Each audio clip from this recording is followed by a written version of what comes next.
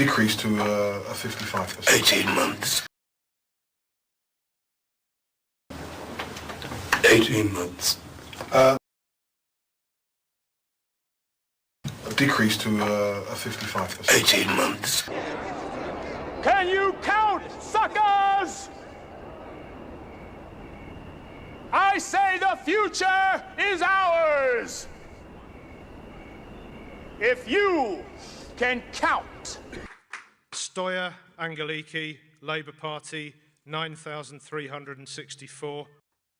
Goodwin, Matthew Thomas James, Reform UK, 10,578. Spencer, Hannah Catherine, the Green Party, 14,980. Because this is great, is Manchester. And we do things differently here. Thank you so much to everybody. Thank you.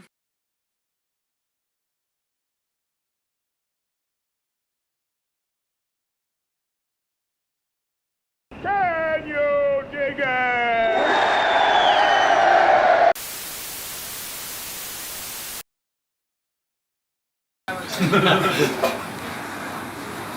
Cheers, good luck. Oh, thank you. All the best.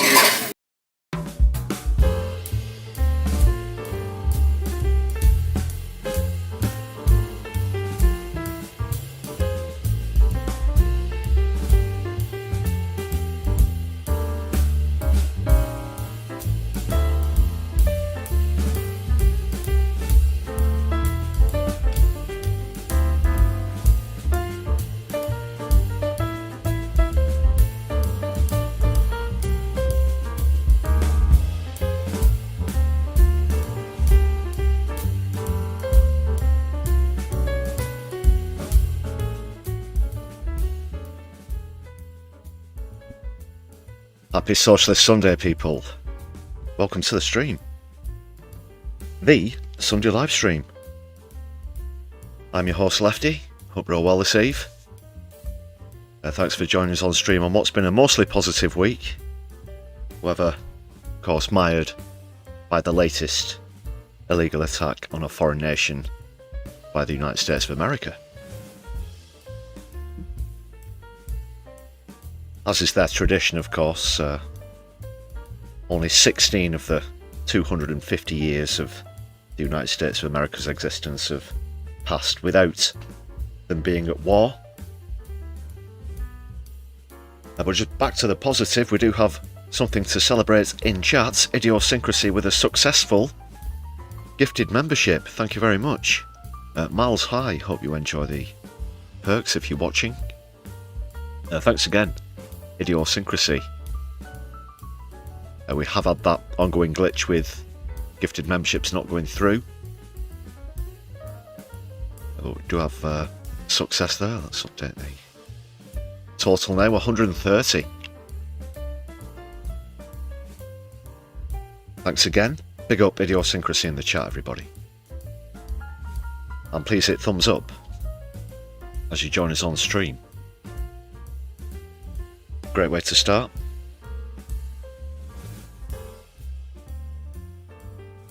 Oh, but yes, because of that glitch, as you can see, we are on 130 now, but we did go somewhat past the 200 mark last week before these problems began. Let's hope they're gone for now, though, and we'll get back over that landmark.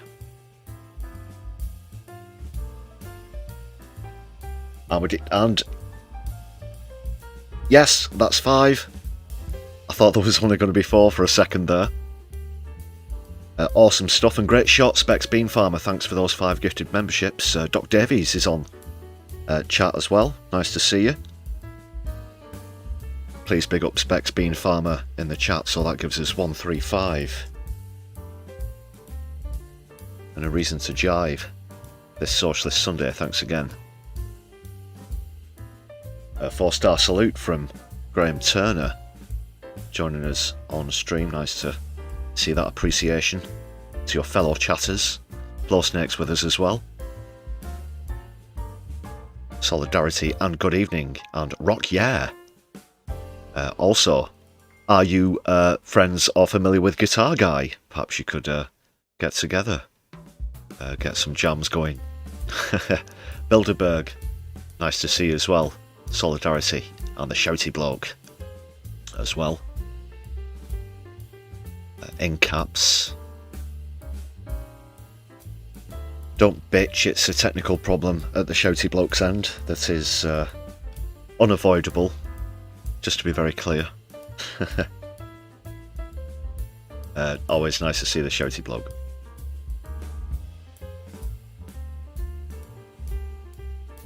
This was the fresh members list as we came on stream, so thank you very much to everybody. It'll be a pleasure to update the list now that, for now at least, the gifted membership seem to be functioning. Other ways that you can support this stream and the channel are with Super Chat, which is available. We will read them out. Of course, I will read them out. That is, as long as they're within the parameters of YouTube guidelines, of course. Super stickers are also open if you'd like to support that way. Super thanks if you're watching back later on. And please do check out the Buy Me a Coffee page in the description of any content on the channel. If you can't help to support via YouTube. Give us a follow on your social media whilst you're over that way as well, please, people. Sharing content. My Left Eye UK is the handle you're looking for, preferably Blue Sky, if you please, but we're also on Twitter and Mastodon.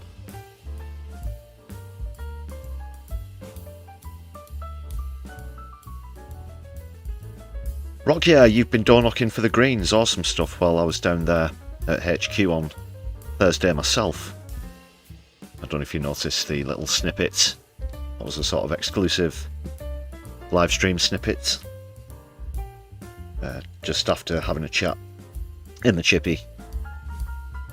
Zach and Hannah posing for a picture there, but well done you, Rock, yeah, because what a tremendous campaign. That's going to be the leading story on tonight's stream. I'll go through everything that's coming up in a moment as we customarily enjoy the first portion of Fondue in Keith's Fondue Lounge.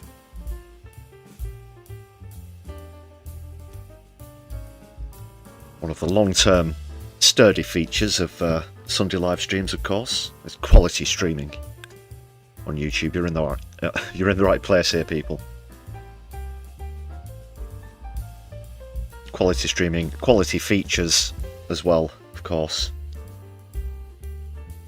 It's actually a shame now that the by-election's been and gone, that it's all done now, that the hot seat feature for now is at least going to be temporarily dormant until the next time someone gets sacked or resigns or gets, I don't know, mortally injured in some sort of freak hovercraft incident. I mean, heaven forfend. But who knows where it might crop up on these isles. Right, I think I've done all of the self-promotion. There is no poll. There is just one more thing, of course. Please do check out as much recent video content as you can on the channel. And please do so on a mobile device or tablet. The reason being, when you hit thumbs up on the content, as we know you're going to do, it might also give the option to donate some hype points towards the video, which helps it out on the algorithm, basically. You get allocated a certain amount of points, enough to hype a few videos per week, let's say. So please do open our most recent video, one of our most recent videos that you haven't seen. And yeah, if you're watching on mobile or tablet, please do chuck us some hype points. It all helps, you know. A relatively new feature on YouTube. It might not appear depending on which country you're watching in, so don't come back and say, you know, I was talking a load of crap. I guarantee you it will work under the right circumstances. But you never know with YouTube at the moment. It's still showing everybody's handles instead of usernames, of course. Fortunately so far, gifted memberships have been working. What else has been going wrong? Oh yeah, there was the other day everybody had to speak in foreign languages due to some sort of glitch. There were a variety of ways of getting around it, but most prefer to start speaking in French. That was quite fun, actually. Yeah, Shouty, at least we can speak in English now. Nina Sadie's with us on chat as well. Michael, great to see you also. Solidarity.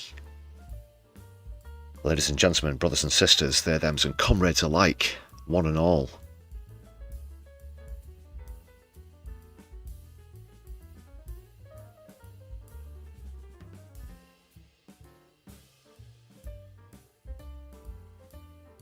Oh, of course, it would be, I'd be remiss if I forgot to give a shout out to the resident Sunday Livestream background jazz quartet, of course. Herbie Ranger and the Supersonics.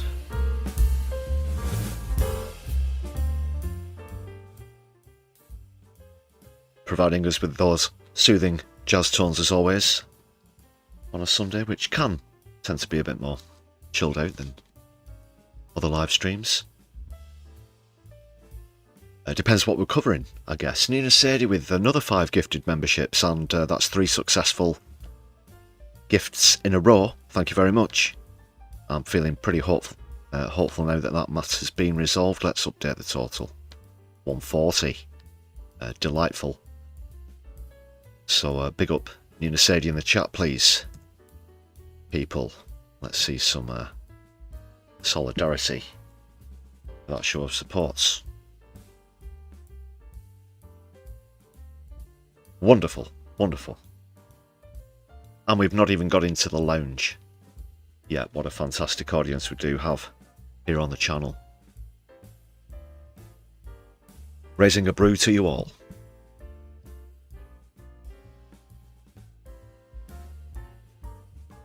Are you hungry, people? Are you ready for fondue? What say you? Are you ready to fill your bowls and dip canapes, various canapes and fondue?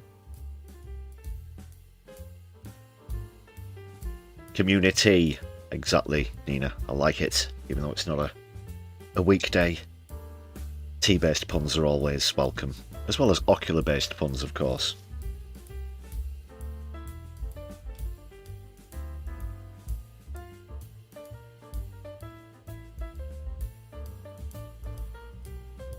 Edward Sexby, very good evening to you. Sorry if missed your initial message.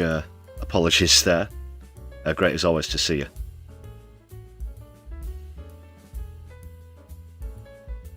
Specs, no Discord at the moment here.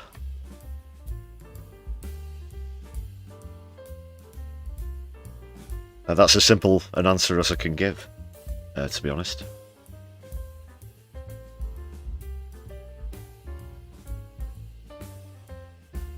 Not ruling it out though, of course. A space, a place where viewers of the channel can come and get together.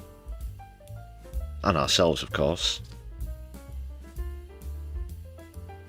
The IT team are turning out to be a bit of a dab hand on the old social media, actually, especially the particularly quiet one, Caesar there, but somewhat good. Quite a quick learner from what the some of the handlers, the trainers tell me from the compound. Team of primates and Phil, our mute producer as well.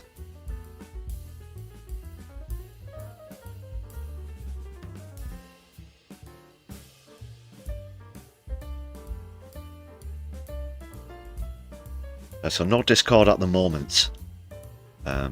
Well, personally, I do have an abundance of inboxes to check, not just relating to the channel, of course. Regular viewers will know that I'm involved with a lot of other political and environmental organisations, of course.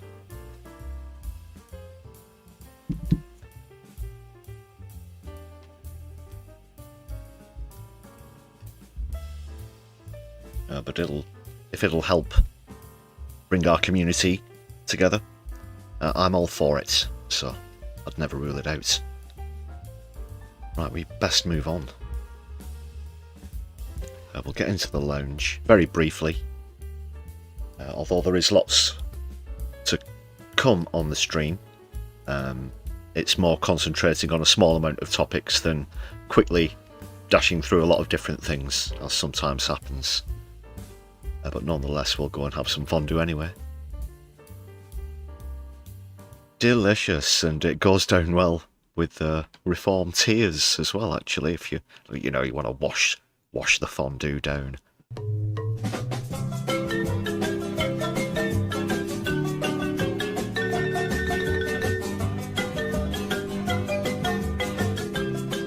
So, here they are, the who else are you going to vote for crew? Well, they got a very loud and clear answer to that question on Thursday, didn't they? Not too far away from where the stream's coming to you from this evening, people. In the constituency of Gorton and Denton, where, of course, Hannah Spencer was mightily victorious for the Green Party, and convincingly so as well. It actually turned out not to be as close as we thought. We're going to dive into the results as well as a lot of the sour grapes that have come out from this, because in terms of being gracious in defeat, it has frankly been a classic example of failure, where the man on your screen taking care of the fondue table there is concerned. Still at time of streaming, let's try and work this out now. Well over 2.5 days, and no word of congratulation still from the Prime Minister. Matt Goodwin and other representatives from Reform as well, also culpable of the sour grapes.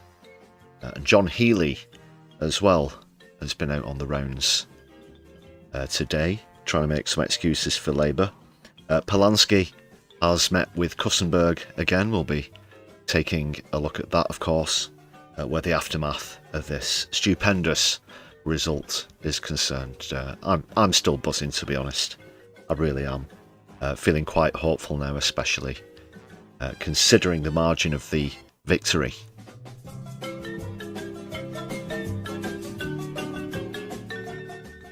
And it was tense. The final result came in at 4:30, didn't it? We were on stream, but I think it ended proceedings before 1 AM.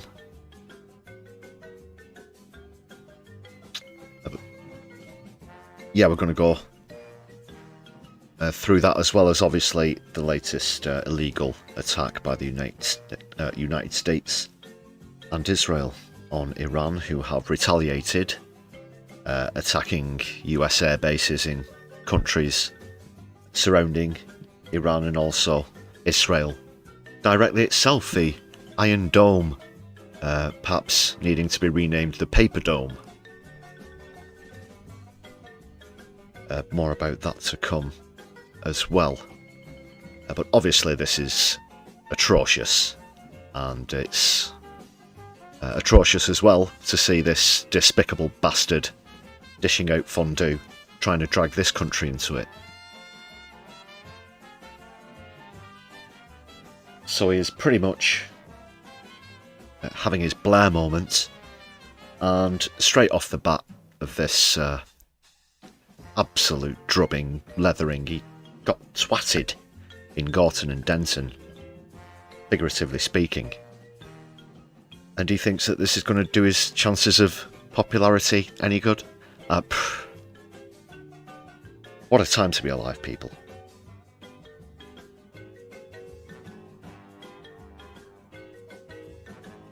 Okay, we'll leave it there for the fondue and crack on.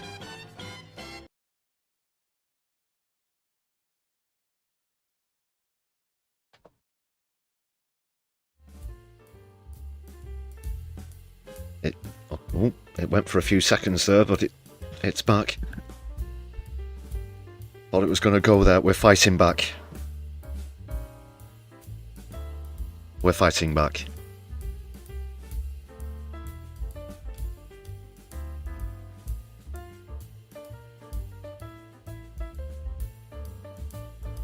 Edward, the turnout, well, I'll get onto this. I might as well mention it now.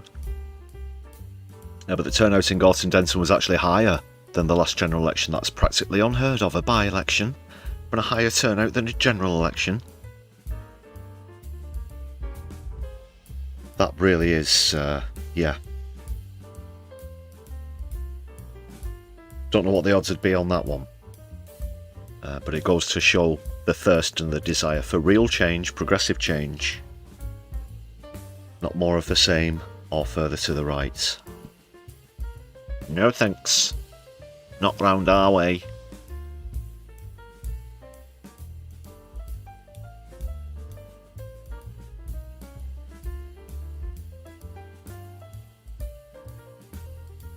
Do have a lot of clips to get through.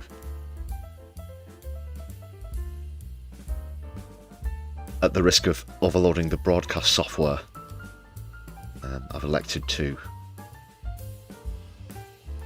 sort of go about things in a slightly different way this evening, but everything should be well, and yeah, everyone's ready. They're on the console. Is everybody good? Okay, we can do this. Let's get started. We've got a comedy clip first. That's a piece of piss. We know what we're doing there. Some stuff is, of course, hardwired in.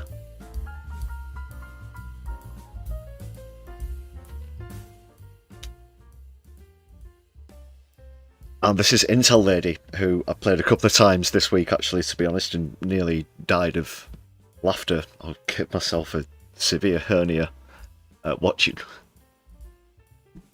Sorry, I'm okay, composed, thinking about it now.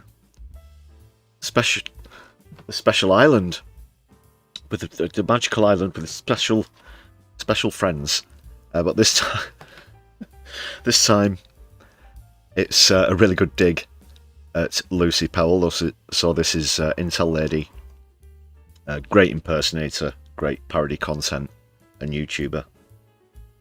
Check her out. Link coming up at the end of the stream in the description.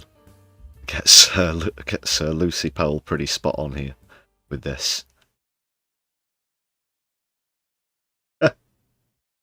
Oh, hi.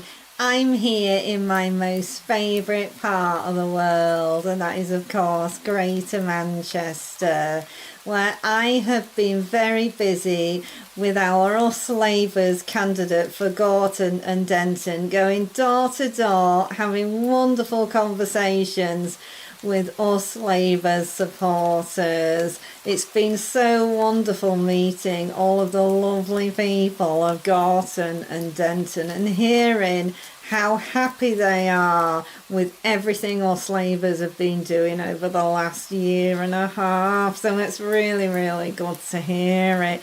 Now, while our Angeliki is catching up with constituents, I wanted to take this opportunity to remind you all that a vote for far-right adjacent Reform UK and their ilk is a vote for divisionist politics and far-right adjacent thuggery. And also, a vote for the Green Party is essentially opening up the door to smackheads going into primary schools and teaching your children how to shoot up. And I don't think you'll like that very much. It's something Us Labour's frown upon, to be honest. We've been working so hard here in Gorton and Denton, and we even put on a lovely evening where we shared food with the local communities, and that was such a wonderful evening. But of course Reform UK had to put in an official complaint about it, probably because they weren't invited. Nobody wants to break bread with them. But anyway, the only people that want to break bread with them are the Russians, and we all know why, don't we? We do, we really do. So make sure that you vote for Us Labour's in Gorton and Denton, because we know what the people of Gorton and Denton need, and we promise we will definitely provide that this time. We really will, because we really do care about you so much. So much so that the Prime Minister actually came to visit, and everybody was so pleased to see him. He got a round of applause. So that just tells you everything you need to know, doesn't it? Anyway, make sure you vote for our Angeliki in the Gorton and Denton by-election. Everybody was so pleased to see me. Got a round of applause. So that just tells you everything you need to know, doesn't it? Oh shit.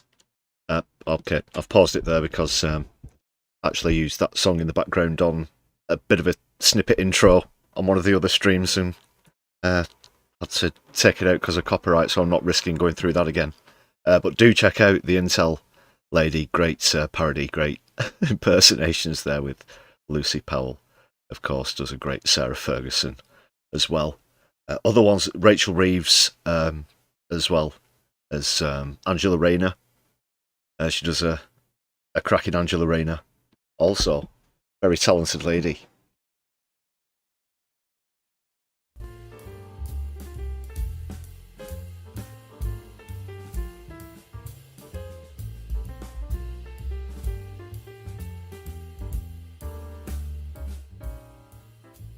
Yeah, the clenched teeth. Really good, isn't it?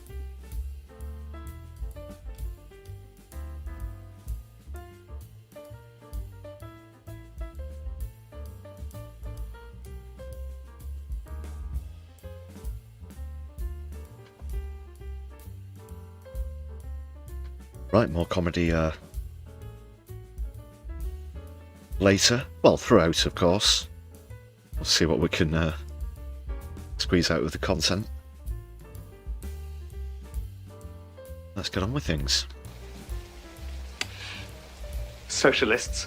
Oh my God.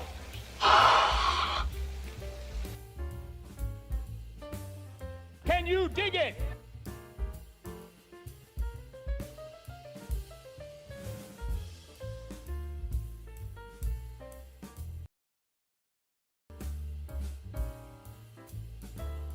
I think we're alright now. We're good for you? Good here? Yes? Yay. Okay, good. You close shaves. I'll tell you that. Can you dig it? Can you dig it? Can you dig it?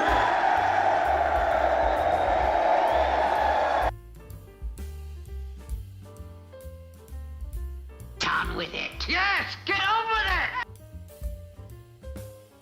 Up first. Well, this is glorious. Let's take a look at the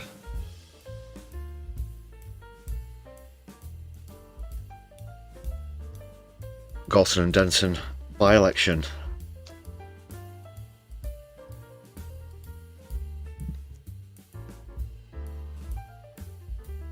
Alright, first off, once again, we're pleased to say that this channel has received a bit of a nod from the man himself, Zach Polanski. Someone who, at this time, a comment, liking a comment on Blue Sky there. I've omitted someone's name. I'm sure that Peasants Revolts there won't mind me mentioning their name. We'll just blacked out the other one. Thanks for that, Zach. Do appreciate the nod. Fan of the channel, Zach Polanski there. Yeah, nice guy. It was lovely to briefly chat with him there in the chippy. And Hannah. And yeah, they were both really nice. Fine. Posing for pictures and stuff. I took some pictures of them with other people and vice versa and whatnot. And then he went out again, door knocking, and don't know where he finds the energy from, because he must have barely slept for 48 hours, you know. Incredible stuff. Anyway, for the final time this week, and until the next by-election or whatever comes along,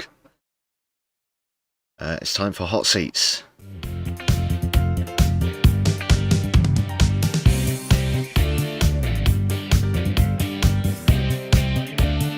Sing along, it's the last time.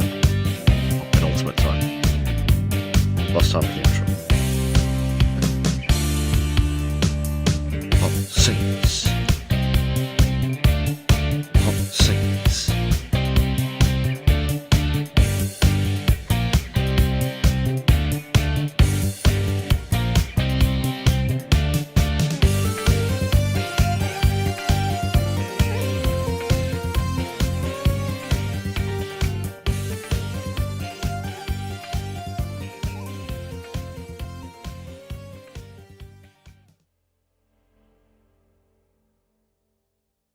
Heavy. Right on cue. Oh, what a professional.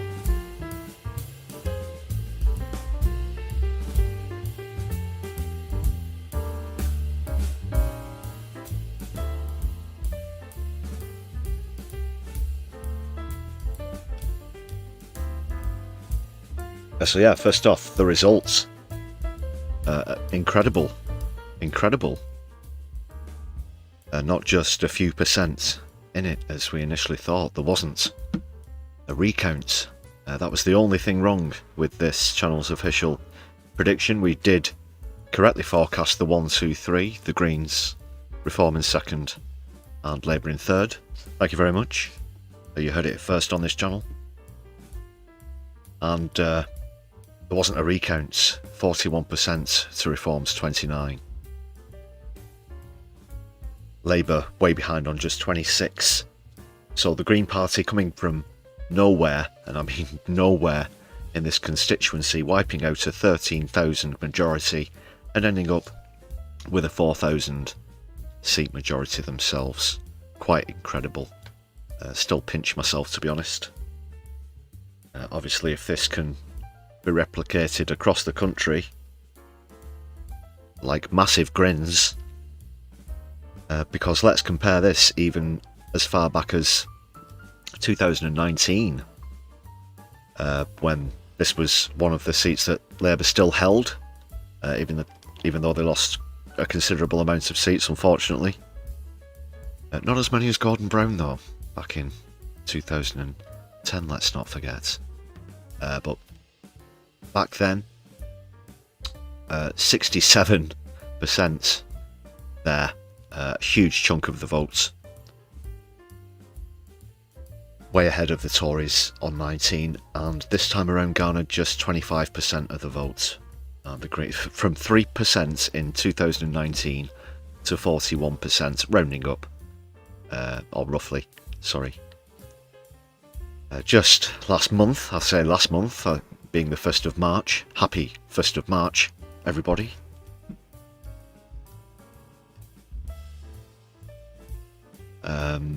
Yeah, they've absolutely tanked, but all they've vowed to do is go on, carry on with business as usual, completely ungracious in defeat, as we're about to go into as well, but not acknowledging the problems that led to, what was this, their 127th strongest seat,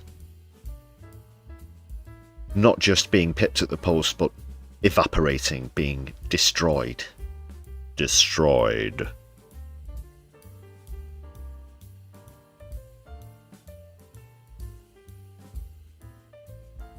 And then a quick look at the vote change from the last general.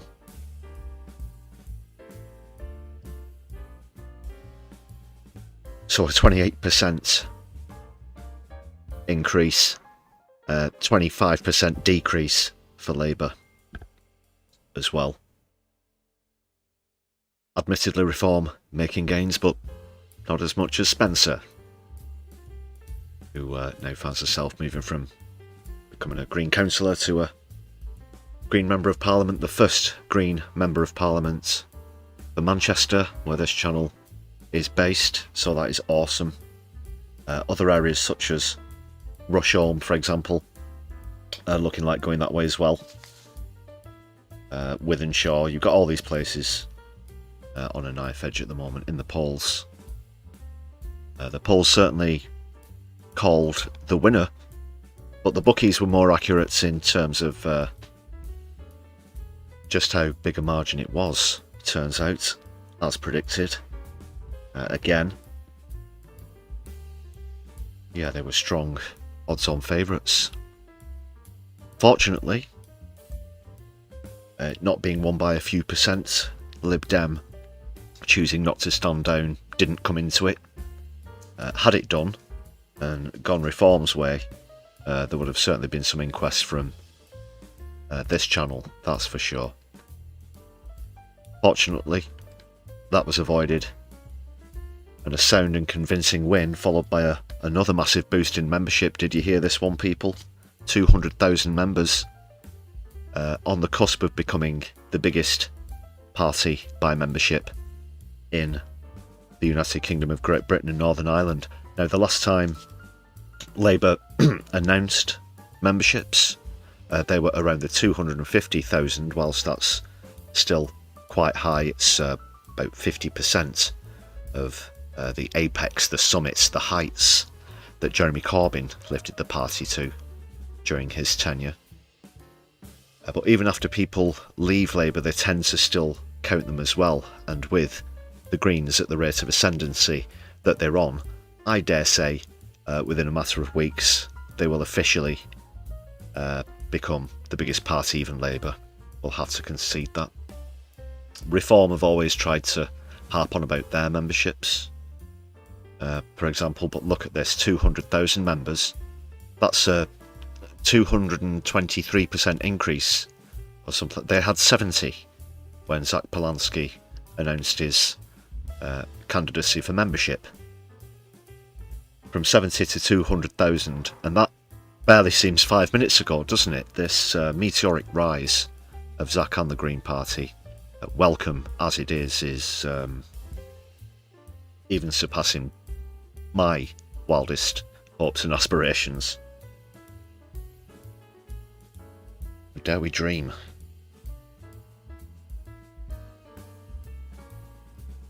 Idiosyncrasy, one of the 200k. Yeah, Solidarity. Still not officially affiliated with any party, not your party, or the Green Party, I should say, personally. And you're Scottish. Good point there, actually. Well reminded.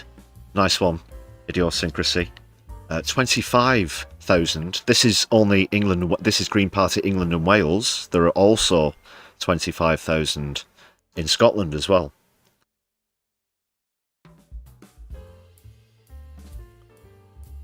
How is about that, people? How is about it? Can you dig it? I can dig it.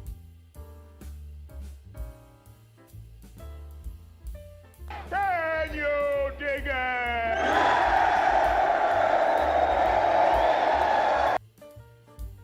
Jurassic Park. Manchester leading the way, as always. You're welcome. I can add that to the list of inventing the Industrial Revolution, the computer, and now perhaps being a catalyst for a progressive revolution across the country. Don't say we never give you anything. Plus music and art in great abundance.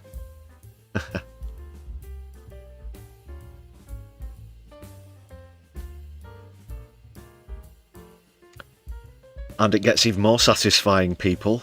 I'm sure a lot of you might have already seen this clip, but you won't mind watching it again.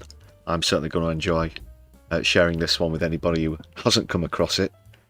Immediately after the results, I'm not sure who to credit here, who originally filmed this, but he got absolutely cooked by a reporter. It speaks for itself, pointing out how, despite previously looking down on, talking down to the Green Party, of course, woke, lefties, all the rest of it, you know, the usual shite. But being defeated by them, being very ungracious in defeat. Well done to whoever gave Matt Goodwin, or Bad Loss, as he might have to change his surname to now. for now. Yeah, well done. This absolute roast. Mr. Goodwin, a bit of an embarrassment, isn't it, to lose to the woke Greens, isn't it? Proud patriot, not able to win a British seat. Bit embarrassing, Mr. Goodwin, wouldn't you say? Wouldn't you say? Well, you've lost to the Greens, sir. Oh, bloody You've hell. lost to the woke Greens. You can't beat the Greens. You can't beat what the Greens. Joke. A proud patriot who can't win a British seat. My goodness, to the Greens of all people. You're going to moan about it on GB News? You can't. It's very good. It's very good. Oh, look who's talking now. Yeah. Just put that in frame a bit better. To moan about it on GB News, how much of a loser you are. A loser to the Greens, my goodness.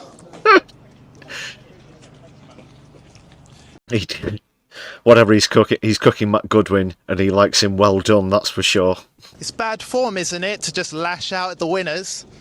Not Incinerate the mother... very sportsmanlike behaviour, would you say, Mr. Goodwin? How does it feel to be a loser, Mr. Goodwin? How's it feel to be a sore loser, Mr. Goodwin? Mr. Goodwin's a loser. Are you going to rally about it on your show, GB News? Losing to the Greens? Loser. I bet he already had his resignation letter written out and put in a fucking envelope in the drawer, good to go. Well, that's going... Well, it won't be going in the fucking recycling bin, knowing this twat. To the Greens? Goodness. The Greens of all parties, the woke Greens. Yeah, you want to talk down to the Greens? Can't beat them in a fair fight in an election. Of course, they had to use some underhanded tactics to come second, but come second, they did nonetheless. That was brilliant. That was brilliant. Got absolutely cooked. That's how you like your Matt Goodwin.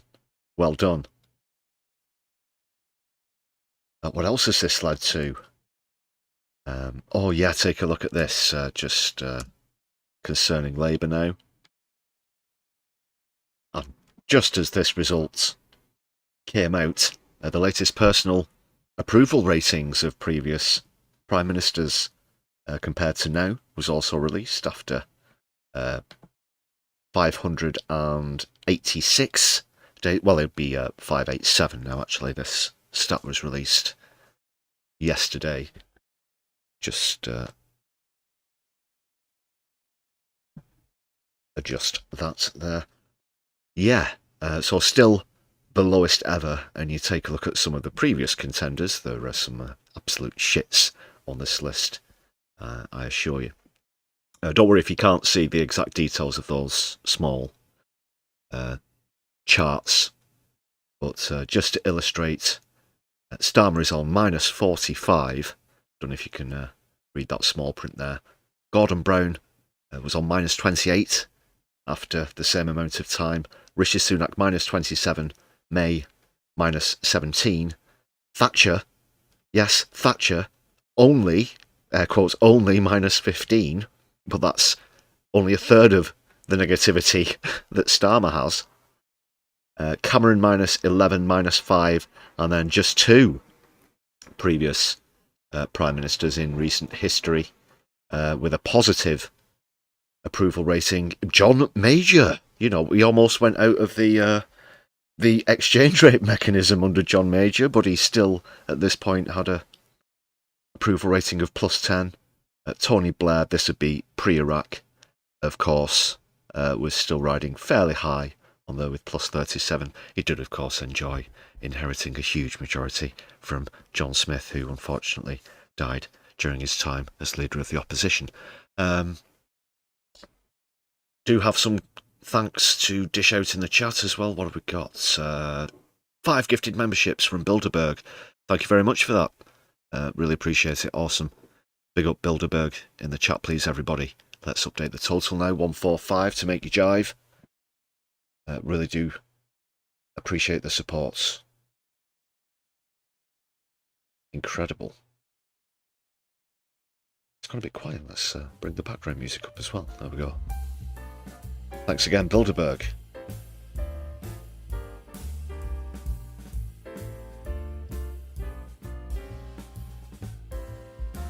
More star salutes coming in from Graham Turner as well. Where were we? Yeah. So look, what can you, that says it all. What more can I say? It's pictorially illustrated if you want to take a bit of a closer look at that for a second. Just the rate of decline. He's got basically, without having to zoom in too far and compare to others. Liz Truss doesn't apply, by the way. She didn't last 500 days. She didn't even last 100. Barely lasted 40. But you can see, goes into the ground like a fucking dart. Keir Starmer on the left of the screen, as you can see there, just to compare that to, say, even David Cameron, Cameron, who initially rose, and then of course there was a tanking. Others, even Blair, even, God, pre-Iraq of course, Gordon Brown handed the poison chalice. Didn't even do half as badly.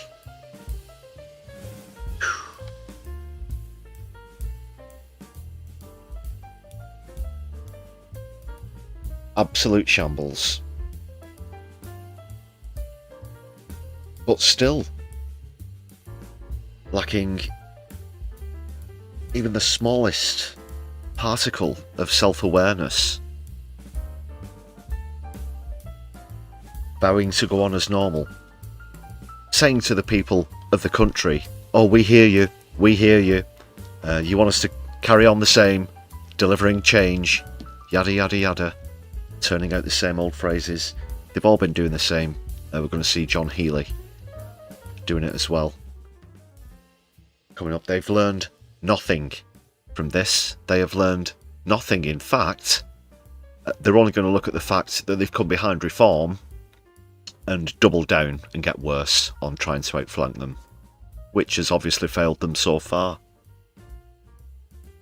That is what is obviously going to happen. I don't think there's any hyperbole in that. I don't think I'm being sensational or dramatic in any sense of those words when I make that prediction.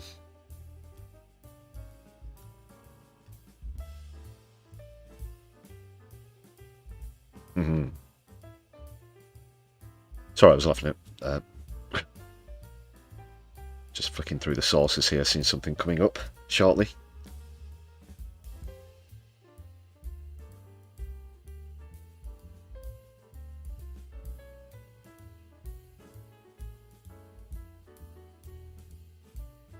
Let's have another clip now. In fact, yeah, let's check out John Healey trying to defend the defeat.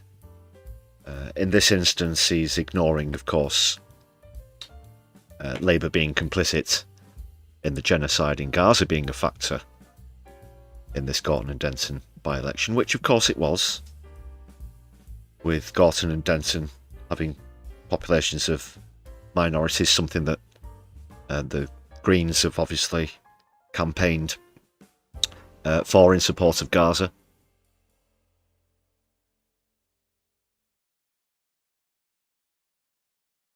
Bear with one moment, like I said, just having to do things slightly differently this evening at the risk of avoiding crashes. In fact, do me a favour, people. I'm going to ask you in a second if you can hear anything. You might not see anything, but if you can hear anything. Okay, I'll give you a countdown. In fact, 3, 2, 1. Can you hear anything? Can you hear anything? I'll just leave it playing for for a few seconds. And that would have been the Goodwin clip that you would have heard. You heard it, right? Okay. Because I need to know from your point of view. Oh, that changes things slightly.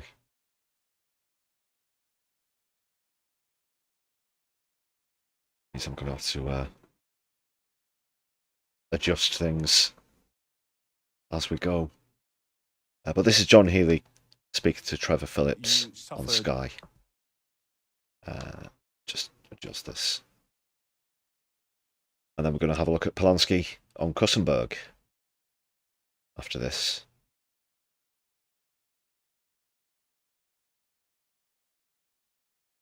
Absolutely devastating loss in the by-election in Manchester this week.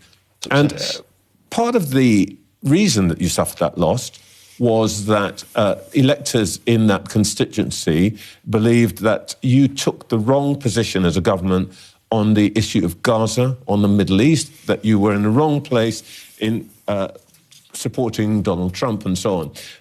Is there a danger now that actually by, as you call it, being active in support in some way of what... I would... Complicit in genocide, Trevor, is the phrase that you're looking for. Mr. Trump is doing now, that will increase the feeling of hostility towards Labour and create an even... Are people going to notice that the UK government, the Labour government, is complicit in a genocide? Is that what the question's supposed to be? Worse electoral position for you than you've got at the moment? I don't read the results in that way. And I say that from having been on the doorsteps in Gorton and Denton. People there are still feeling the pressure of cost of living rises, and they are... Well, they probably will if you don't do anything about it, and you introduce things like the two-child benefit cap, which you were then forced into a U-turn on. Also, the winter fuel payments, pensioners. What you've recently done to students as well didn't help. Just announcing that right before people went to the ballot, when there is actually quite a large student population in those areas as well. But you didn't face those problems, let alone address or acknowledge the fact that you're responsible for them themselves. Again, the lack of self-awareness. Frustrated at the... And they're about to raise their petrol prices again. And they're frustrated at the pace of change. I get that. I would say that there is a risk of over-interpreting a one-off by-election result like this. I remember watching the Conservatives lose 20 out of 21 by-elections after 2010 and then go on to win the 2015 general election. Do you? Oh, right. Well, everything's okay then. Did they have the lowest? Did their leader have the lowest approval rating in history at that point? Well, we just saw the stats then. No, I don't think that they did. Did those seats have the huge majorities of Gorton and Denton? Had they been held since the 1930s, like 1931? I don't think so. Pathetic. He doesn't want to acknowledge why he got beat. Okay. And so I would say, look, we have to read the results right. We have to redouble our efforts to... But you're not. And you've just promised to do more of the same. Deliver the sort of change... Deliver the... Yeah, repeat. Another bot with only certain pre-programmed parameters. Deliver the sort of change that people voted for. God, and again. MIDI Doctors, 5 gifted memberships. Thank you very much for those. Another successful attempt takes us up to 150 now. As I adjust the total, 150. Finally, they're coming through thick and fast. Thank you very much, everybody, for your support. Big up MIDI Doctors in the chat, please. Everybody, we salute you all.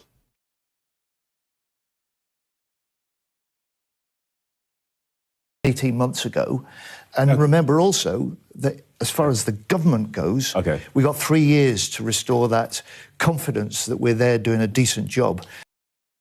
Well, at this rate, there's going to be a new leader after May. Whether that will trigger a general election by the end of this year remains to be seen, possibly the year after.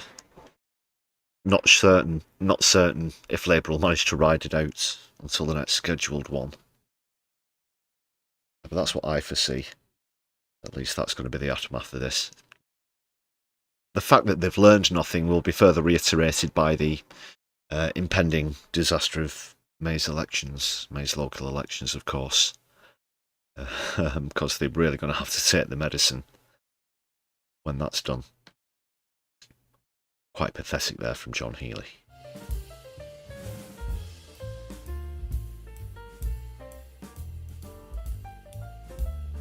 Have you all hit thumbs up if you join us on stream? Please do. We're going to digest Zach Polanski's appearance on Laura Kussenberg now. Just the Zach Polanski bits. If you would like a wider and fuller analysis of the show, I would highly recommend No Justice. Helena is often joined by Kevin Logan, in discussion and analysis of the entire programme, so do check out that channel. If you're not familiar already, I'm certain that a lot of you already are. But we're going to just look at Zach. Get this queued up.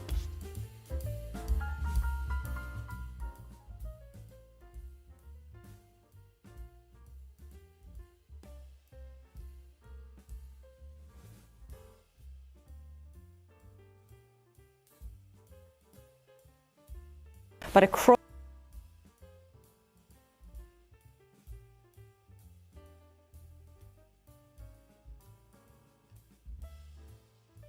Bear with one sec to make sure I can hear this in my headphones. Okay.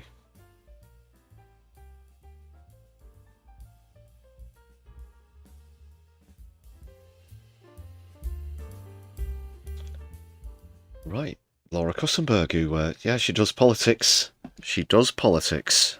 Across the political spectrum, there are very different views in this country. Reforms say the UK ought to have allowed America to use British bases to support the attacks on Iran. The Liberal Democrats say that should never happen. And their rivals, the Greens, who just pushed Labour into third place in the by-election. Oh, yeah. She is very, very, very sour. Certainly not happy. Idiosyncrasy. You're going to see through this interview. It's not a first time viewing for me. I did watch it through. Well, I had to watch it through when I was sampling the clips, to be honest. But yeah, it's one of those you can see in her face. You can tell by the line of questioning, especially even from the very first question, just how pathetic and again ungracious in defeat. Because she is, of course, against taxation for high earners like herself, of course, firmly conservative. Would have probably liked to see Reform win instead of the Greens, of course. Tory's Tory. This week have condemned the US and Israel's attacks. Well, the leader of the Greens in England and Wales is with us, Zach Polanski, this morning. Welcome to the studio. Thank you. Is it a good thing that the Ayatollah has been killed? Well, Oh, really? Of all the things to kick things off with, not congratulations on your recent success with your candidate in Gorton and Denton, Hannah Spencer. No. Essentially, is this thing that happened today that was a war crime a good thing or a bad thing? Is this what it's going to boil down to? If you don't back the war crime, then tisk tisk. She'll think this is an immediate gotcha question, but as we've seen many, many times so far, you can't catch Polanski out. He's always completely on the ball in interviews, and doesn't take any shit. This morning, welcome to the studio. Thank you. Is it a good thing that the Ayatollah has been killed? Well, I think we need to listen to Iranian voices like Rana at the beginning of your programme, who said powerfully she's been waiting for this moment her entire life. We've seen the end of a brutal, murderous dictator. At the same time, though, I heard Rana say Iran is not free, and in fact the world is no safer. I thought that was quite an astounding interview you just had with the Defence Secretary. We've seen what I would say is an illegal and unprovoked attack. In fact, Jeremy Bowen, the BBC's own international editor, said this is a war of choice. So we've got a Defence Secretary saying that diplomacy is the long runway we need, but he won't condemn Donald Trump when he attacks a country and assassinates its leader. That's the law of the jungle. That's an end to international law, and it's... Yeah. Could you imagine the other way around? Could you really imagine? But, this is the saddest day in history, the amount of small violins that would be expected to draw out for America. Or if Netanyahu got taken out of the equation, for example, Trump's reaction to that, complete bollock. They are happy to totally overlook the fact that this was an unsanctioned illegal attack and try and get into the morality of whether or not the population wanted a leadership change. They call it a regime change, that word forever present, of regime, of course, being used deliberately to drop certain image. Would you say that we were living in a Christian regime, for example, or that the United States of America is living in a Christian regime? No, but when it comes to other religions, it's always an accusation of a regime. But the real regime is America. The real regime is Israel. The real regime is the oppressors. And it's the same faces in this case again. And now they've gone so far as to attack and kill the leader, the Ayatollah of Iran himself. And this is a completely different chapter than anything that's happened previously, because, as we're going to get into later on the stream, the retaliation from Iran, where this is concerned, I believe, is somewhat estimated by Israel and the USA. This is going to get messy. Quite astounding that we have a Prime Minister that seems to be singularly incapable of standing up to Donald Trump and letting the UK stand on its own 2 feet. And I'm worried we're going to be pulled into another illegal war. But if you think these strikes were... The very simple thing, I mean, Spain have done it, other countries have done it, call it out for the war crime it is, carry on. What was it Healy was saying? Delivering on the plan for change, concentrating on delivering for the British people, British working people. No. In the immediate aftermath of a defeat, trying to do a Thatcher and go to war to try and stay in power, or do a Blair. Aren't they supposed to wait for the false flag first before they normally do this? This is what's, somewhat confusing. Normally, they bother to go through the trouble of organising a false flag attack to try and get us all teary-eyed and behind, but instead they've just gone straight for the jugular, I guess, and skip past that chapter. Illegal, and you've condemned them. What is your alternative? Well, the alternative is to listen to the Iranian people and to make sure that we're doing everything we can to foster calm in the region, to encourage... The Iranian regime didn't listen to its own people. It killed many of its own people who wanted a different government. So, oh, come on. And again, trying to boil it down to, let's be honest, these US-backed attempts at a coup and regime change, which, of course, Iran has defended itself against. There are protests in the country against the leader, but not on the scale that people like Laura Kussenberg are making out. Regardless, it doesn't matter. Countries like America, countries like Israel, countries like ourselves, and we're getting further dragged into this now, can't go around acting as though we can police the world, that we're the ones who decide who does and doesn't rule another nation. There are avenues to go through. There are official avenues where things like this are concerned.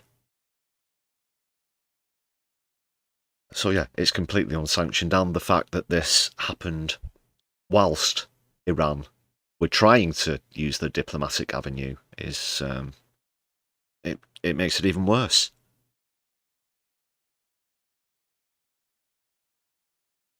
Because Oman, I believe, we're going to mediate on negotiations, and then America have just thrown that down the pan with this.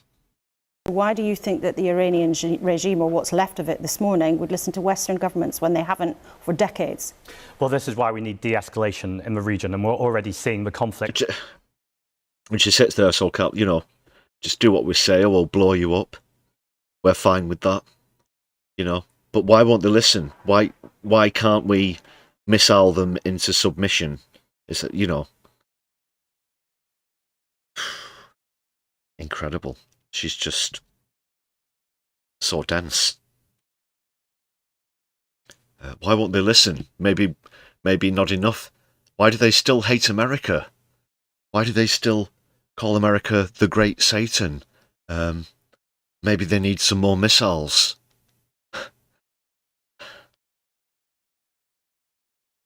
This is Laura Kussenberg. She does politics, you know. She does politics.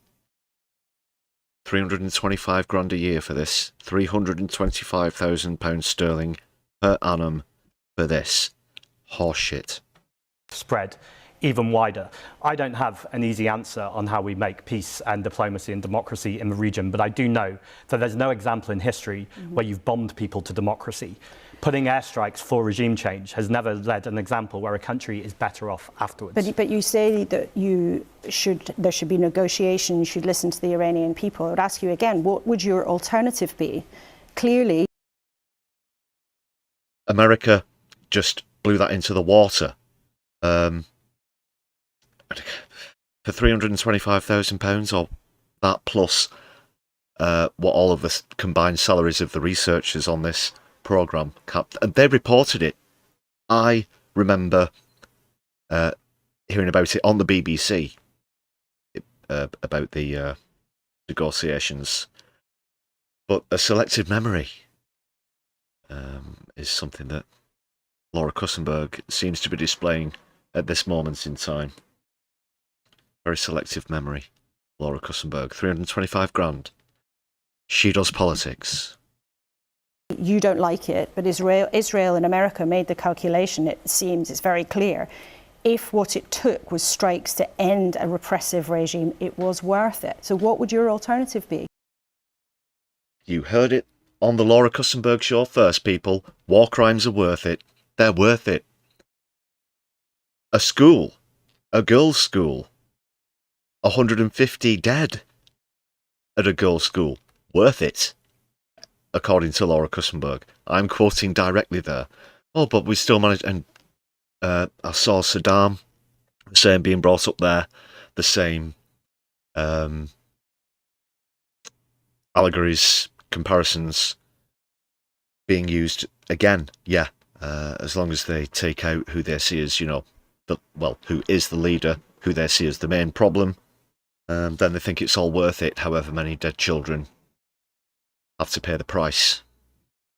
And it's very easy for someone living off of £325,000 a year to say, sitting comfortably from a studio, isn't it?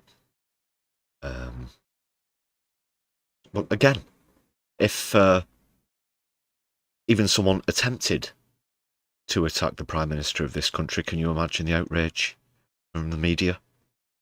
Despicable war crimes. No, we wouldn't hear the end of it. We wouldn't hear the end of it. There's a 40-day period of mourning in Iran right now, which the vast majority of the population are carrying out.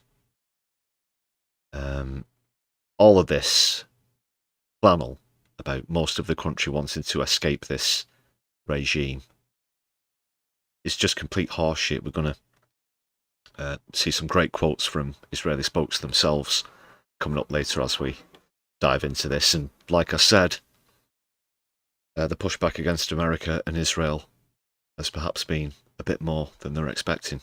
Well, I don't accept the presupposition of the question. I don't think it took strikes, because actually Iran were already at the negotiating table.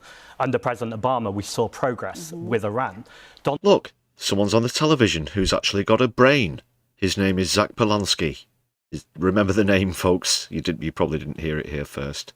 But yeah, he doesn't make as much money as Laura Kussenberg, chief political editor of the BBC, with her own show with a name blazoned across it and a twatty opening sequence, walking around, dashing around, mingling with the hoi polloi and all of the well-known faces in Westminster, means that she knows everything because she's at the heartbeat of Westminster.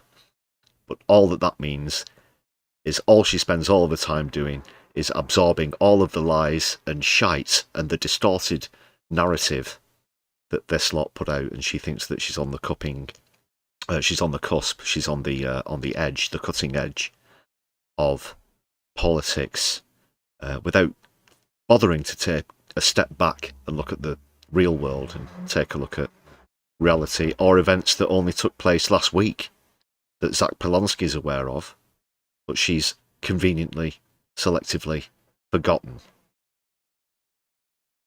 She's an absolute hack. Donald Trump took them to the negotiation table, but it was clear it was totally bad faith because they literally murdered the leader at the same time they were at the negotiation table. But that leader murdered many of his own people just weeks ago. And if you look at the pattern of Iran over the years, yes, there have been negotiations, but the international...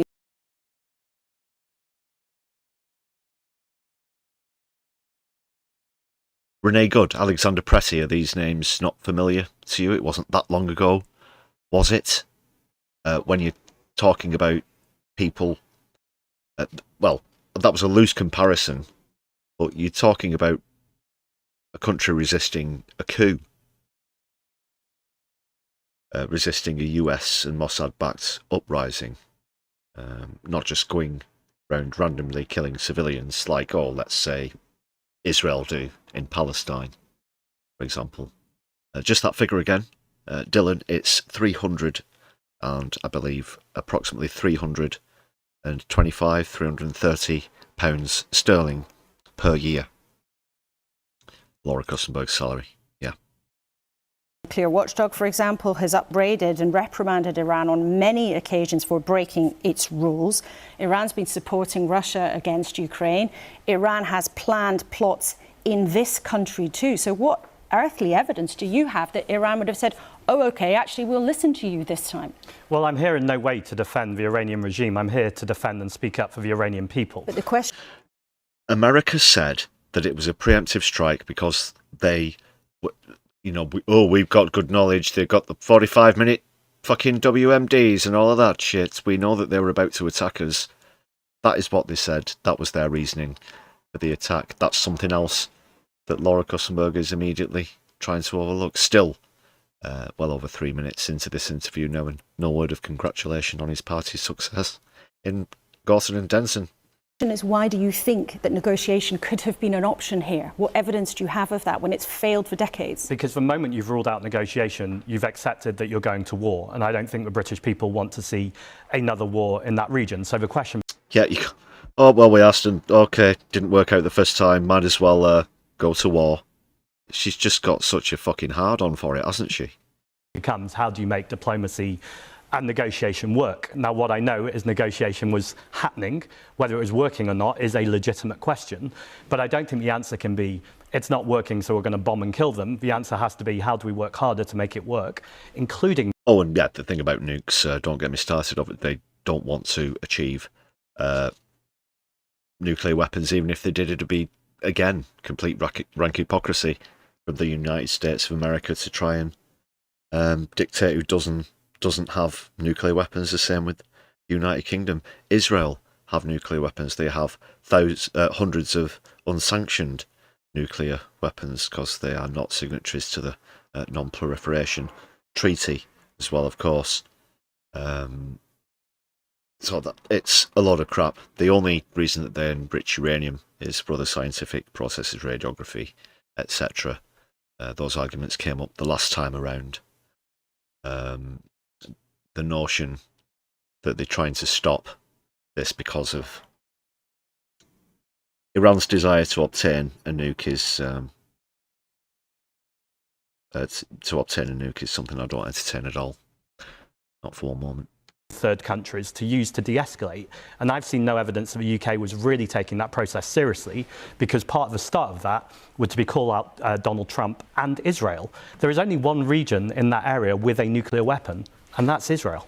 But there is also only one democracy functioning in that way that is seeking to protect itself. You know, I suppose, again, the question is, how would you actually make negotiation work? Because it's very easy. No, the question is whether it's legal or not, Laura. That is the only question that should be considered here, whether it is sanctioned and legal, sanctioned by the United Nations or whatever.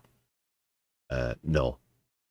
And people will understand, lots of people might agree with you this morning, say, just get round the table, keep negotiating. But for years and years and years, this has not changed the outcome for people living in Iran under a brutal regime. It's the ones who like cigarettes with pictures of Benjamin Netanyahu, those people. It's not easy at all, and that's why it requires hard work and it requires international law. But the moment Israel allegedly bombs a school that kills 80 school children, we know that international law is not being obeyed. So the very first prerequisite is to make sure we uphold international law. Once you've begun to do that, you then have a framework in which you can negotiate. But right now, we don't even have that framework because international law is eroding before our very eyes, and that is making us all less safe. And my principal priority as a leader of a political party in the UK, and indeed hopefully the Prime Minister, is to protect people in this country. And our national security is being worsened by increasing tensions in that region. I think the number one priority has to be cool heads and calling for de-escalation and to stick to international law. In terms, though, of what you would like to see next, what's your answer this morning? I need to see the Prime Minister get out on TV and condemn these illegal and unprovoked strikes. I need to see the Prime Minister talk about de-escalation, and I need to see a disentanglement of this country with the military, with the US, which I think is pulling us into a more dangerous position. How would that protect civilians in this country? How would that protect forces in bases in the region who the Defence Secretary has told us have been put in danger by Iran's strikes, by Iran's retaliation? You're not calling on them to de-escalate, you're calling for the Prime Minister to go on TV. Really can't believe this. Well, I'm calling for everyone to de-escalate, and I listened to the heads of MI5 and MI6, the Joint Intelligence Chiefs, who put out a report recently who's saying the real threats to this country right now... Oh, well, no. God. Well, no, they're going to retaliate, and so that it's obviously their fault, so we've got to condemn them for retaliating against an illegal...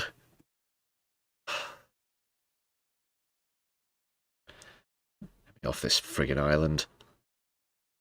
Biodiversity collapse, pandemic resilience, cybersecurity, and actually we need to be investing in those too, and not being pulled into illegal wars. Intelligence chief said there were more than 20 plots planned by the Iranians on our soil. Yes, and it's right that those have been foiled, and we also... It's called retaliation. It's called a vengeance.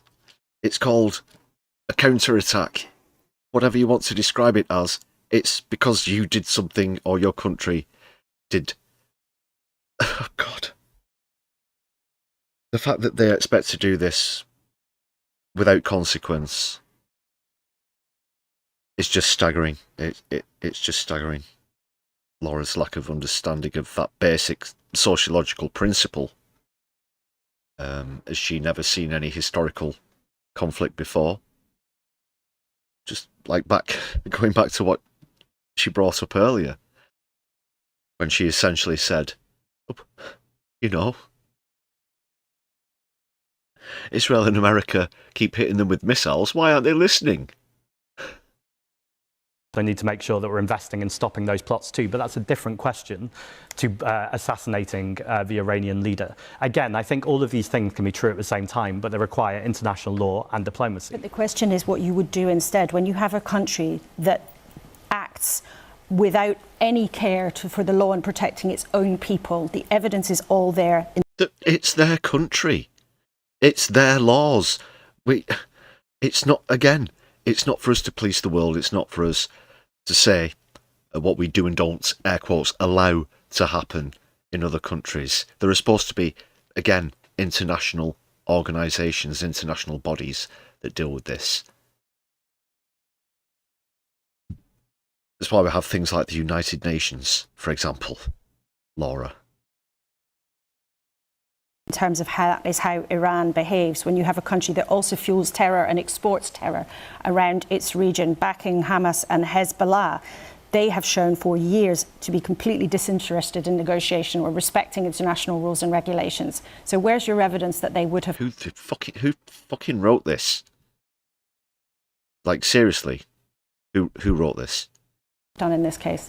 Well, my evidence is they were at the negotiating table, and I think that as a prerequisite is the most important thing. Had they not been at the negotiating table, that's a different conversation.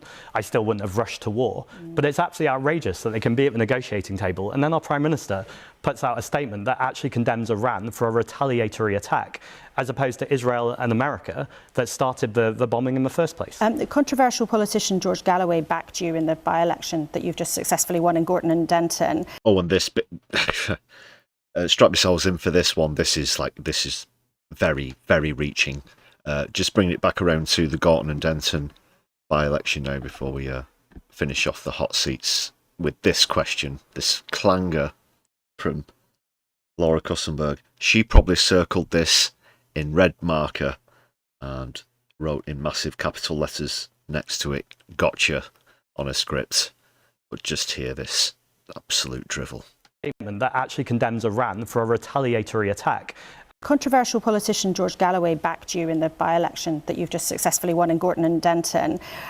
Last year he went to Iran and received an award named after a dead Hamas leader. Were you glad to have him on your side? I'm not here to defend George Galloway at all. You are George Galloway. No, I'm interviewing George Galloway because he... as though Zach Polanski has any say in who backs him or not and is responsible for the personal politics or anything close to the politics of anybody who decides to back him. What a ridiculous notion to try and think that you've caught him out with that one. But he handles it very well. Check this out. Were you glad to have him on your side? Because his party didn't run a candidate in the by-election. They got about 10% last time round. So were you glad to have his backing? Well, Hannah Spencer won with a majority of over 4,000, so I think it turns out that she did pretty well on her own. And I think that was actually largely not because of international issues. I think that's because of the Green Party's pledge to lower people's bills, protect the National Health Service and rebuild our public services. And I think that's why we just hit 200,000 new members of the Green Party as well. I'm excited to see more people come on board. But were you glad to have him on your side? I don't... She's tried it again. Were you glad to have him on your side? I do journalism, me, you know. Now listen here, Sonny boy, you had that George Galloway on there and he said something award about the long ago. Hummus. Is that you, boy? I do politics, me, you know. I particularly want George Galloway on my side. In fact, it's not something I would necessarily welcome. I want the Green Party to stand on its own 2 feet. OK, Zach Polanski, it's great to have you with us in the studio, fresh from your by-election success. Thanks very much indeed for being with us. Laura Kussenberg there, interviewing Zach Polanski. Really good job from Zach Polanski in responding to those, I don't want to say curveball questions because that's something of an insult to curveball questions. Laura Kussenberg, that's what 325 grand a year buys you against someone who's just whose party just sensationally won Gorton and Denton by-election. 8 minutes, not a word of congratulation, of course. And thus concludes Hot Seats, Gorton and Denton. Hot Seats now.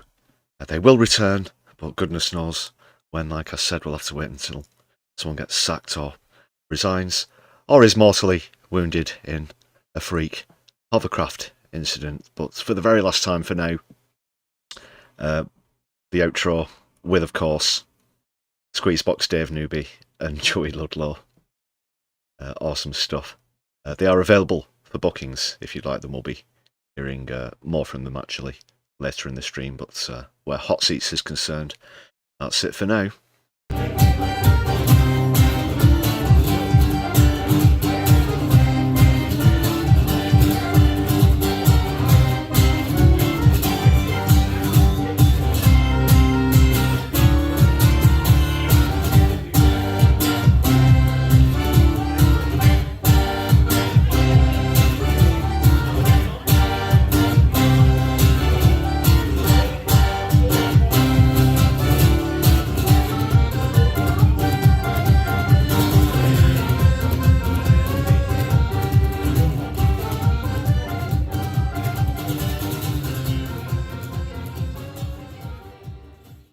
Oh, I'm going to miss it while it's gone, but yeah, it will be back, as I said, when the next Hot Seat crops up. Never know when. Herbie, let's have some. Thank you.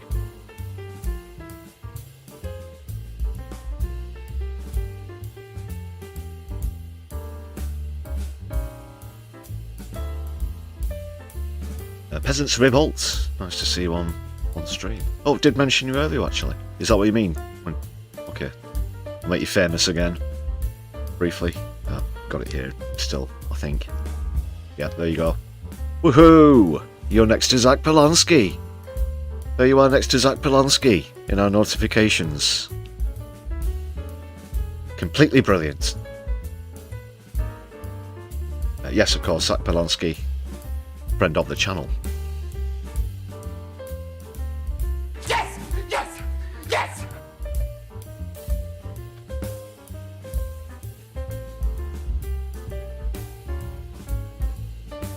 Graham Turner, thank you very much for the super chat. Sorry you're a bit angry. What, angry at Laura Kussenberg? There's nothing wrong with that. I can totally see where you're coming from, where that's concerned. Let's just have a look up what's going on in the chat.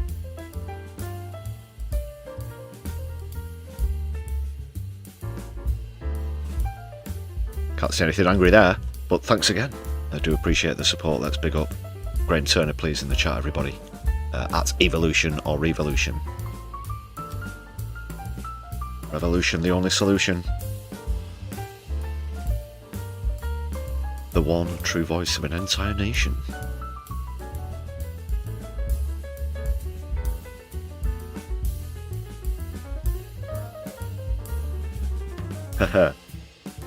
Peasants Revolt, I don't know if Zach watches the stream. I know he's checked out some of our videos.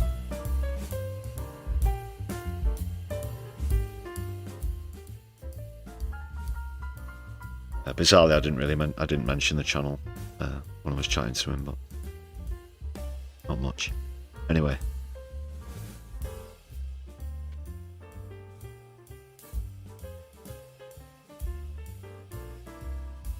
it was great to bump into him. Perhaps more of that to come.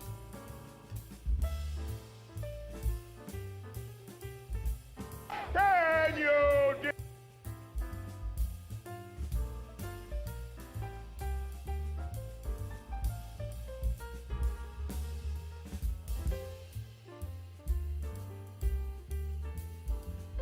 Get him on as a guest. That sounds like a challenge. I don't know, it was like a challenge.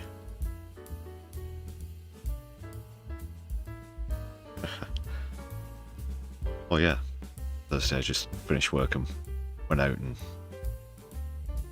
basically immediately found him and Hannah. I have my ways, people. I have my ways.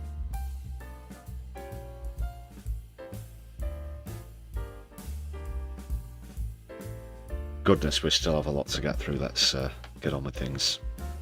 On with it. Yes, get on with it.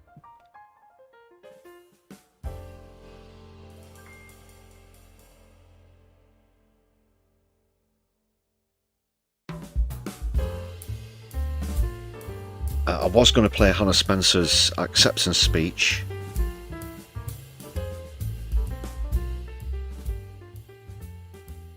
Actually, yeah, I'm going to do that. And then we'll move on to Iran.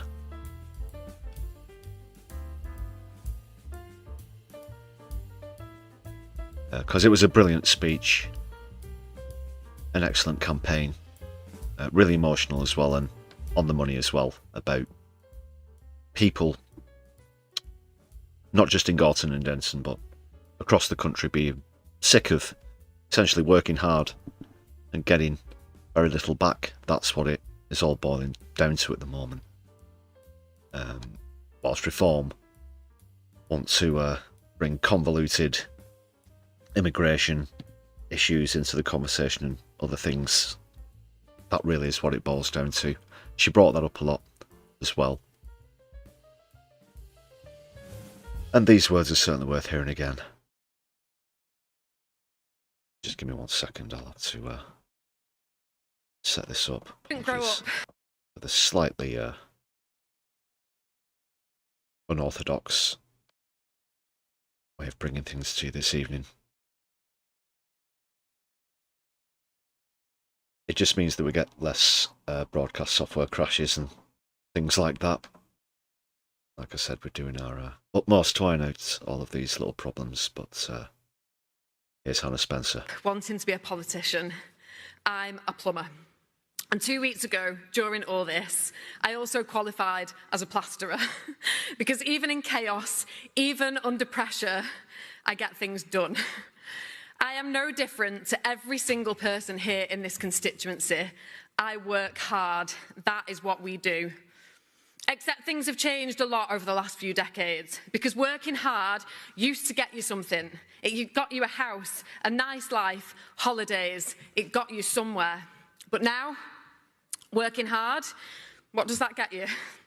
Because talk to anyone here and they will tell you, the people who work hard but can't put food on the table, can't get their kids' school uniforms, can't put their heating on, can't live off the pension they worked hard to save for, can't even begin to dream about ever having a holiday, ever. Because life has changed. Instead 8 hours of your life for 5 days a week, at least 8 hours. Some people are working 10, 12 more, and they still have to claim benefits. They still can't put food on the table for the children. And we're not talking about people who've got 10 kids. We're talking about your typical, nuclear family, 2.4 children, all the rest of that. Struggling, and people busting their asses off every single day. And it's not good enough. It's not good enough. The return on people's lives just isn't there. It's been soaked up. It's been absorbed by the billionaires. They're literal vampires, these people. They're sucking us dry. They're bleeding us dry, as Hannah Spencer eloquently puts it here. I'll try not to interrupt too much, because we do have to crack on. There's more speeches and appearances to look at when we get into Iran. So just fly through this excellent speech.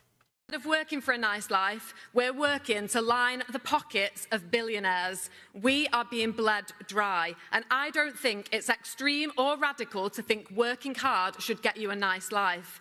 And I don't think that if you're not able to work, that you should still have a nice life. I think that absolutely everybody should get a nice life.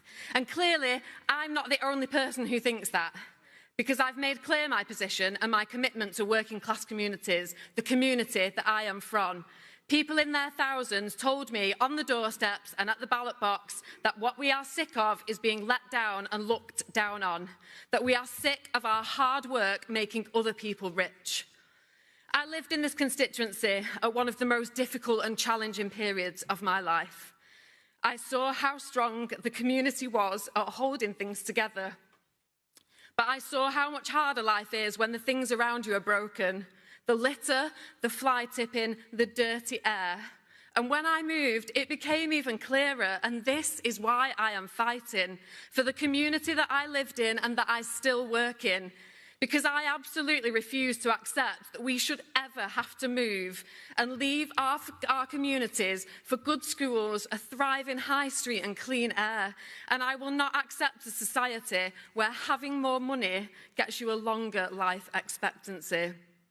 And so when it came to fighting for people here to stand in this election, well, how could I not fight? Because here, this is what we do.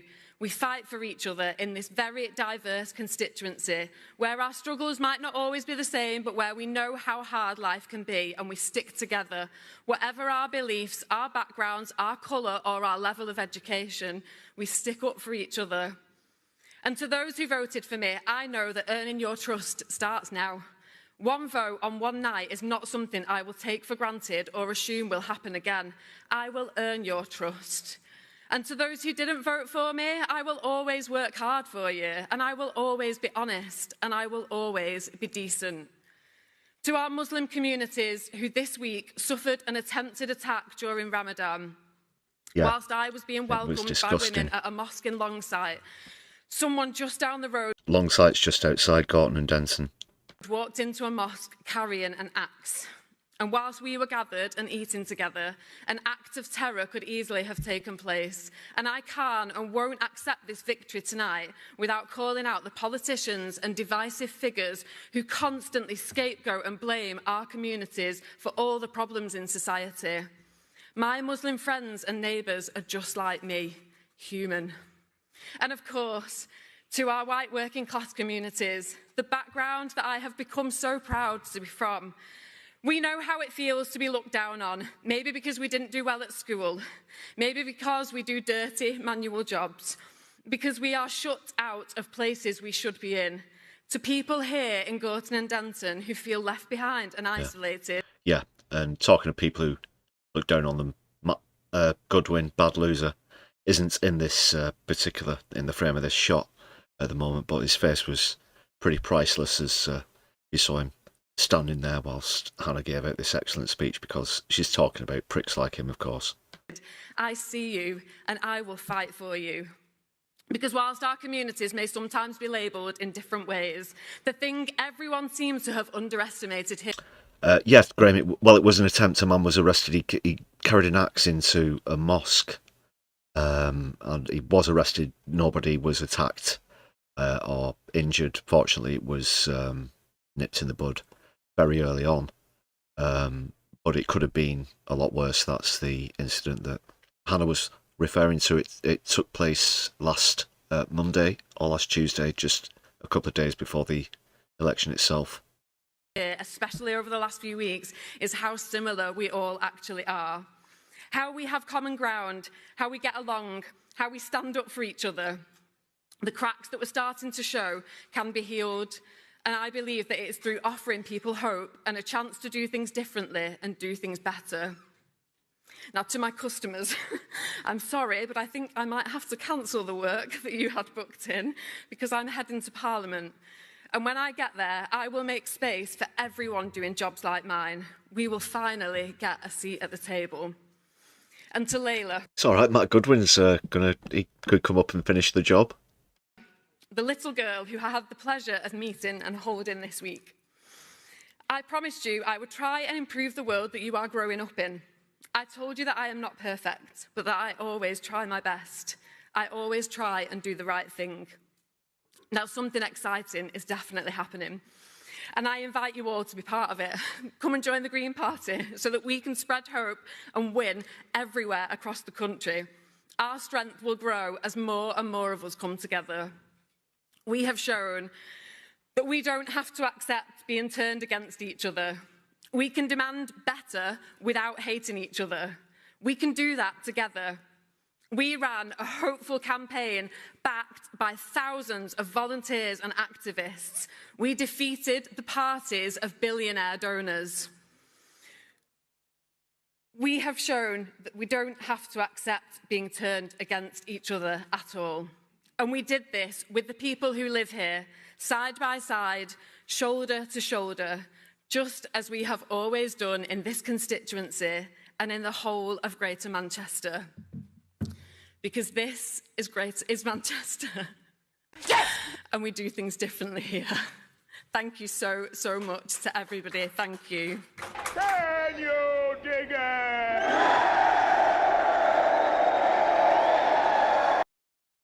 Well said, Hannah Spencer. Yeah, can't wait to hear a maiden speech in Parliament either. The phrase Queen of the North has been kicked around as well. Angela Rayner won't like that. Deservedly so.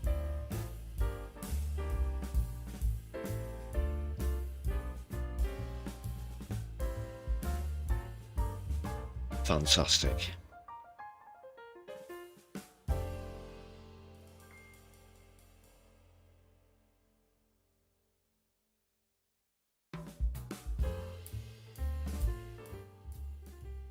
Now, we'll get into more of what's been happening in the last 48 hours with the illegal attack on Iran. We'll take a look at the pumpkin-spiced Palpatine's statement, declaration. First of all, this is the man who once tweeted that Obama was probably going to be so desperate that he was going to attack Iran. He is actually the first US president to be stupid enough to do so, but he currently thinks it's something to gloat about. A short time ago.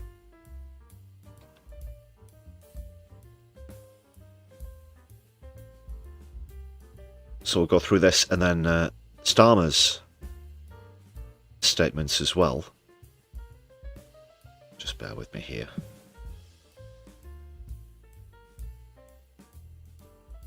It's giving me issues, people. 1 second. Might have a moment of buffering. It's been a bit of a twat.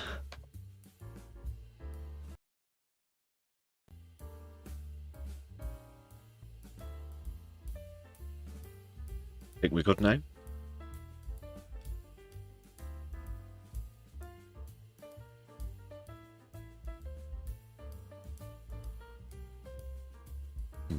Yes, we are back. Andy Carter, nice to see you. Sorry to hear about the rickrolling.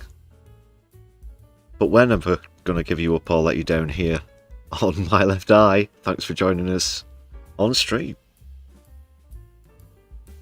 Boo, boo.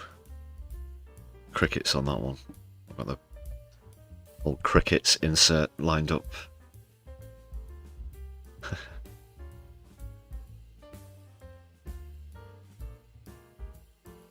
Yeah, I've been in the House of Commons, House of Lords, been in Downing Street. I've been arrested outside Parliament as well, not connected to other times I've been inside the chambers or wherever. Been inside Downing Street as well. Oh yeah, I've been arrested outside Downing Street also. Almost forgot.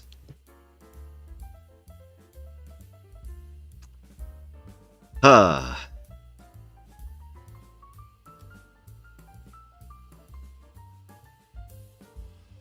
It's all for a good cause.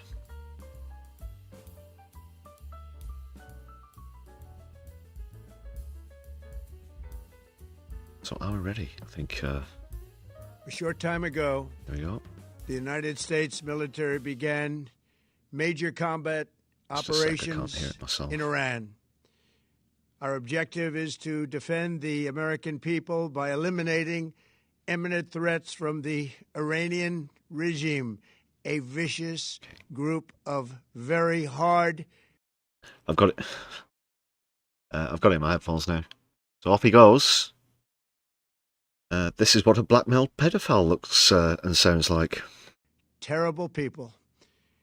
Its menacing activities directly endanger the United States, our troops, our bases overseas, and our allies throughout the world. For 47 years, the Iranian regime has chanted death to America and waged an unending campaign of bloodshed and mass murder, targeting the United States. You did set up a load of army bases around them and keep attacking them. That might have had something to do with it. Among the regime's very first acts was to back a violent takeover of the U.S. Embassy in Tehran, holding dozens of American hostages for 444 days. In 1983, Iran's proxies carried out the Marine barracks bombing in Beirut that killed 241 American military personnel. It's 2026, Donald. They knew and were probably involved with the attack on the USS Cole. Many died. Iranian forces killed and maimed hundreds of American service members in Iraq. Just skip to 2025, Donald. Have continued to launch countless attacks against American forces Why don't you stationed in the Middle Why did you skip out the 50s, Donald? Why did you skip out the 1950s? East in recent years, as well as U.S. naval and commercial vessels and international shipping lanes. It's been mass terror, and we're not going to put up with it any longer. From Lebanon to Yemen and Syria to Iraq, the regime has armed, trained, and funded terrorist militias that have Elect me. soaked the earth I'm not going to go to war. and guts. And it was Iran's proxy, Hamas, that launched the monstrous October 7th attacks on Israel, slaughtering more than 1,000 innocent Oh, it only took him 2 minutes and 9 seconds to bring hummus into it. people, including 46 Americans, while taking 12 of our citizens hostage. It was brutal, something like the world has never seen before. This is extraneous. This is quite extraneous. #1 state sponsor of terror, and just recently killed tens of thousands of its own citizens on the street as they protest. That's a nice cap as well, by the way. Do they make those for men? It has always been the policy of the United States, in particular, my administration, that this terrorist regime can never have a nuclear weapon. I'll say it again. They never... Well, being the second most nuclear-armed country in the world, you'll say it again. You'll say it again. What, nukes are bad? Are they? Countries having nukes is bad? They can never have a nuclear weapon. That is why in Operation Midnight Hammer last June, we obliterated the regime's nuclear program at Fondue, Natanz, and Isfahan. After that attack, we warned them never to resume their malicious pursuit of nuclear weapons. And you said it was over, and you know, decades and decades it set them back, and you won't have to attack them. But thank goodness you succeeded so quickly and so efficiently. You said not too long ago when that happened, and now here you are again. And we sought repeatedly to make a deal. We tried. They wanted to do it. They didn't want to do it. Again, they wanted to do it. They didn't want to do it. They didn't know what was happening. They just wanted to practice These aren't evil. sentences. But Iran To do what, they didn't do the what now, and then they didn't know what was happening. refused, just as it has for decades and decades. I'm confused. They've rejected every I'm very opportunity confused. to renounce their nuclear ambitions, and we can't take it anymore. Instead, they attempted to rebuild their nuclear program and to continue developing long-range missiles that can now threaten our very good friends and allies in Europe. Well, with the... Yeah, completely unprovoked, completely non-retaliatory attacks against America. The air bases. God. Troops stationed overseas and could soon reach the American homeland. Just imagine how emboldened this regime would be if they ever had and actually were armed with nuclear weapons as a means to deliver their message. For these reasons, the United States military is undertaking a massive and ongoing operation to prevent this very wicked, radical dictatorship from threatening America and our core national... I think we're about 30 seconds away from windmills and Biden. ...security interests. We are going to destroy their missiles and raise their missile industry to the ground. It will be totally, again, obliterated. We're going to annihilate their Navy. We're going to ensure that the region's terrorist proxies can no longer destabilize the region or the world.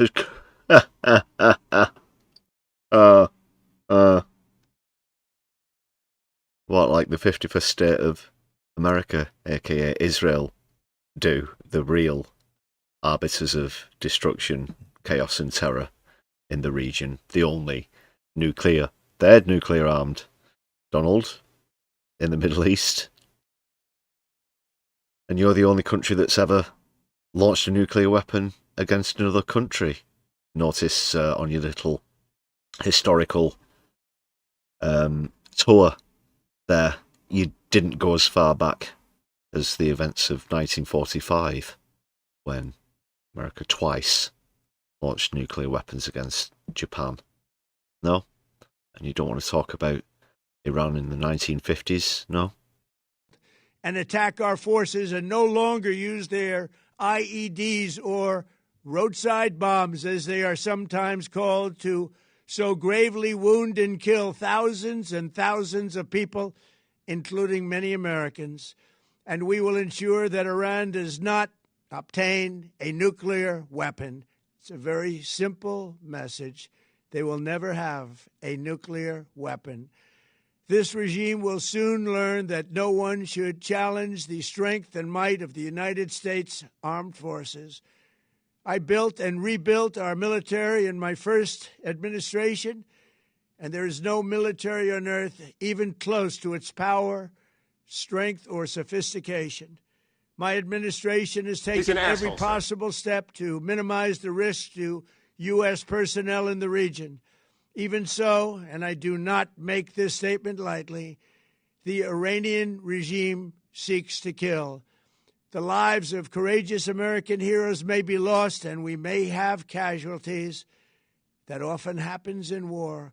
He's We're an asshole, doing this not for now. We're doing this for the future, and it is a noble mission.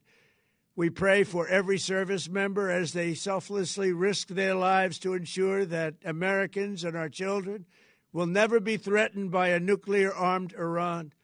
We ask God to protect all of our heroes in harm's way, and we trust that, with his help, the men and women of the armed forces will prevail. He's an asshole too, sir. Gun is made first class. Philip and they asshole. will prevail. To the members of the Islamic Revolutionary Guard, the armed forces, and all of the police, I say tonight that you must lay down your weapons and have complete immunity, or, in the alternative, face certain death. So, lay down your arms. You will be treated fairly with total immunity, or you will face certain death. Finally, to the great proud people of Iran, I say tonight that the hour of your freedom is at hand. Stay sheltered. Don't leave your home. It's very dangerous outside. Bombs will be dropping everywhere. When we are finished, take over your government. It will be yours to take. This will be probably your only chance for generations. For many years, you have asked for America's help, but you never got it. No president was willing to do what I am willing to do tonight. Now you have a president who is giving you what you want. So let's see how you respond. America is backing you with overwhelming strength and devastating force. Now is the time to seize control of your destiny and to unleash the prosperous and glorious future that is close within your reach. This is the moment for action. Do not let it pass. May God bless the brave men and women of America's armed forces. May God bless the United States of America. May God bless you all. Thank you.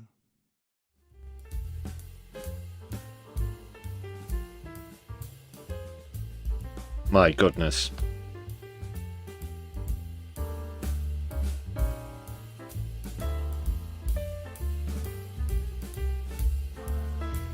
That was the biggest load of crap I've ever heard.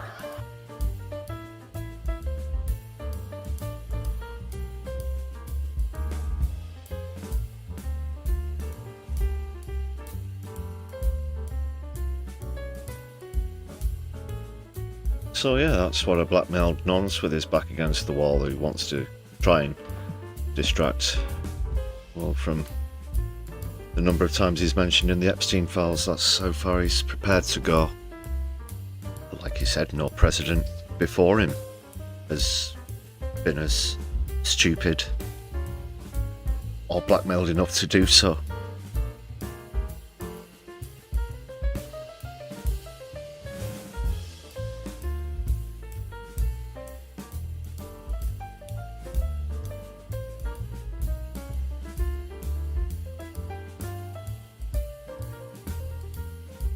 Yeah, and instead of calling this out for the war crime that it was, Keith, of course, in the pocket of Trump. Let me pick those papers up for you, master.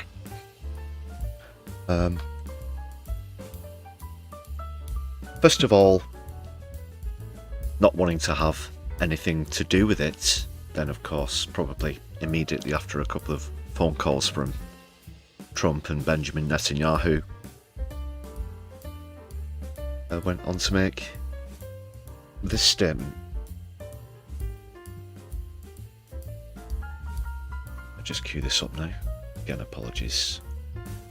I'll make some adjustments. And even from the start, I'll tell you what I mean in a second.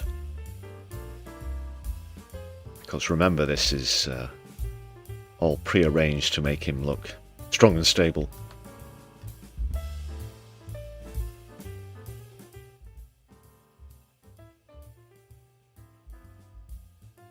To keep the people confident that he can deliver the plan for change. Actually. One moment. Here we go. Earlier this morning. So, first off, even the 3 steps that he takes as he walks up to the lectern there, saying, "Here I am, 1, 2, 3." Even that sound is lame. There's just those final moments before he gets to the lectern, and yeah, this is going to be believable. say it with so much conviction that they'd believe anything you say. 1, 2, 3, the echoey steps. Earlier this morning, the United States and Israel struck targets in Iran. Iran has since launched indiscriminate strikes across the region. We have 5 gifted memberships as well. Thanks a lot, Andy Carter. Yeah, at the moment, things look to be back to normal where the gifts are concerned. Thanks again for your support. Let's big up Andy in the chat as I just adjust the membership goal to 155. Thank you very much, Andy. Awesome. Just skip Keith's statement back a couple of seconds. We are all bigging up Andy in the chat, of course, to everybody. Don't forget. Struck targets in Iran. Iran has since launched indiscriminate strikes across the region. I know the British people and communities across our country will be deeply concerned about what this means for security and stability. Hidden feature unlocked. Hidden feature unlocked. Please try to remain calm during this extraordinary event.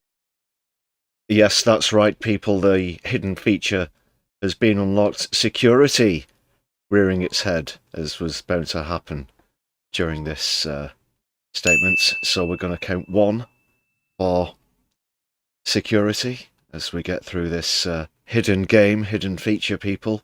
You've always got to have your wits about you on My Left Eye live streams. You never know what's going to come next. So let's get the count up as well. And that counts as 1 off the mark. Take it away, Keith. And for the fate of innocent people across the region, which for so many of us includes friends and family members. So whilst the situation is evolving very quickly, I want to set out our response. The United Kingdom played no role in these strikes, but we have long been clear. The regime in Iran is utterly abhorrent. They have murdered thousands of their own people, brutally crushed dissent, and sought to destabilise the region. We're in charge of the bloody world. Even in the United Kingdom, 2 the flags. Iranian regime poses a direct threat to dissidents and to the Jewish community. Oh, fuck off. Over the last year alone, they have... You can fuck off with that fucking shit. ...backed more than 20 potentially lethal attacks on UK soil. So it is clear they must never be allowed to develop a nuclear weapon.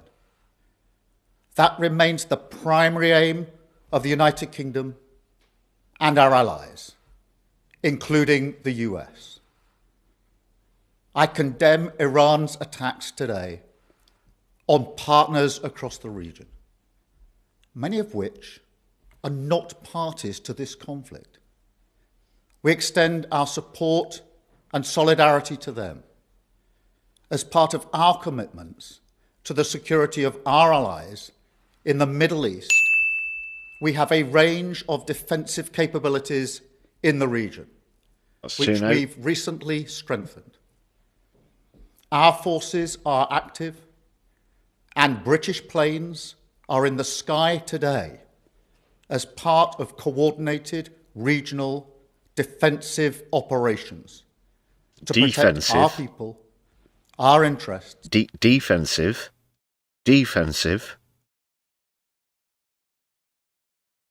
No, I don't think so. And our allies, as Britain has done before, in line with international law. We've stepped up protect.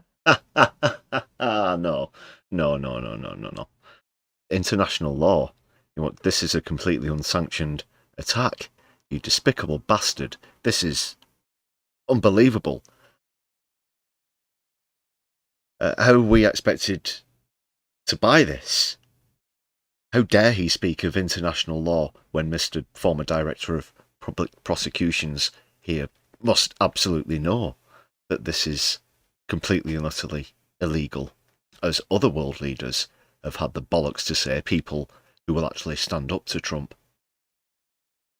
Instead of this absolute snivelling excuse for a human being that you can see on your screens right here, this is utterly and entirely pathetic. Pathetic. Pathetic! For British bases and personnel to their highest level. We are also reaching out to UK nationals in the region and doing everything we can to support them.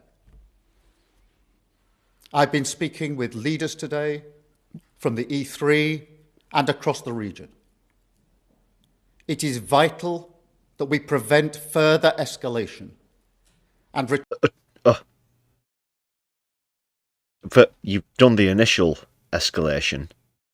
America and Israel have done the escalation illegally and murdered the Ayatollah of Iran. That is going to come with some serious rebuttals for both countries. And now you want to paint a target on our backs as well? No, there is going to be escalation. And anyone who has been party to the events over the last 48 hours is going to feel the pushback against that. That is the opposite of de-escalation. Believe me. I find that rather difficult to believe. I find that rather difficult to believe. What a wanker. Turn to a diplomatic process. We want to see peace and security and the protection of civilian life. Iran can end this now. I'll tell you what, get on a fucking plane yourself and go over to Iran and go to the site where that school used to be, and you tell that to the people in that community. You use those exact words in that community where 150 people were killed in that strike, including, what was it, about 70 school children. You do that, and if they pat you on the back and congratulate you, then I'll let you off, but I don't think it's going to land too well over there.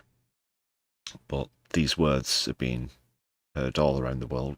Or Keir Starmer's statement was heard all over the world, and I really do hope that it reaches the ear of those communities, because what you've done over there now and what you're backing is utterly reprehensible. And again, I'm disgusted to see someone who supposedly represents me, the nation's leader, using this language, choosing this route, and having this resolve. Stunned and appalled, I think. They should refrain from further strikes, give up their... Just lay down while we walk all over your country. And sit there whilst I dare stand here and talk about national security, sovereignty, these kind of issues that, we care so deeply about as a country, but you should just forget about your sovereign nation's right to exist, because we don't recommend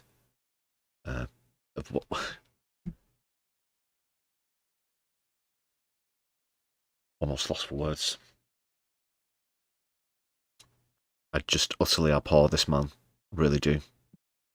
Weapons programs and cease the appalling violence and repression against the Iranian people, who deserve the right to determine their own future in line with our long-standing position. This is the route to de-escalation and back to the negotiating table. Go fuck yourself. Go fuck yourself. You know that negotiations were underway. You know that Iran had said they were willing to talk to it, vice versa. Go fuck yourself, you piece of shit. Thank you. You're welcome. Fuck off.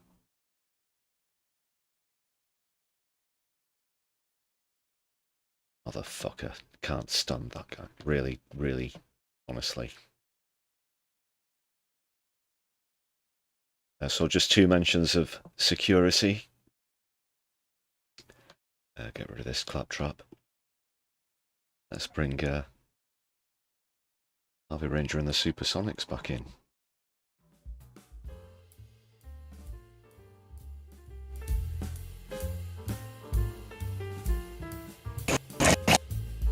Awful.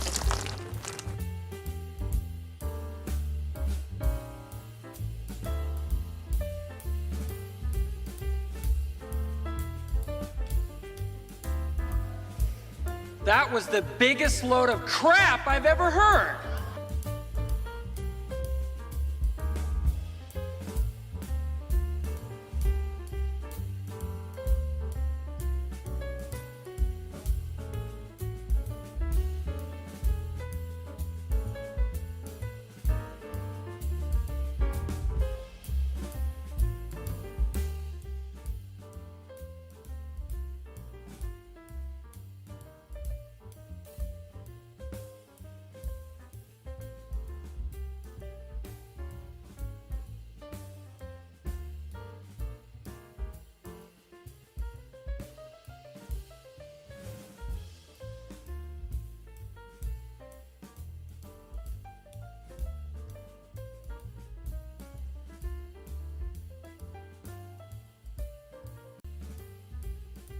But we are good now, I believe.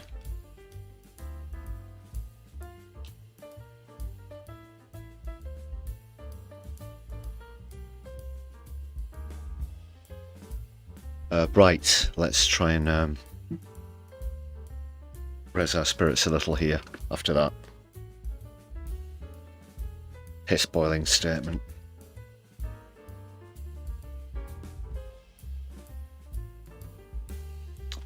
Because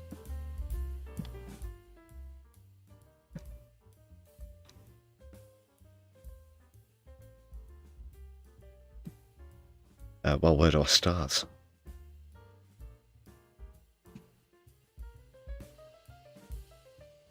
Well, just came across this on social media, wanted to share it with you as well. It's quite hilarious, but it came from a story, and there was a picture of. I'll show you the. It comes in 3 parts. This story with a great punchline.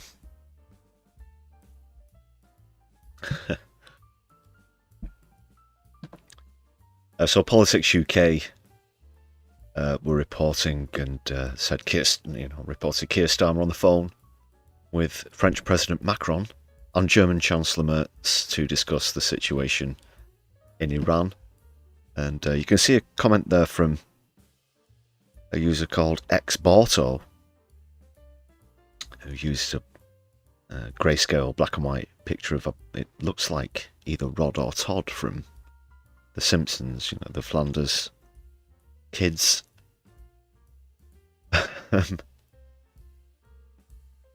Who asks, where is the phone? He's not holding a phone.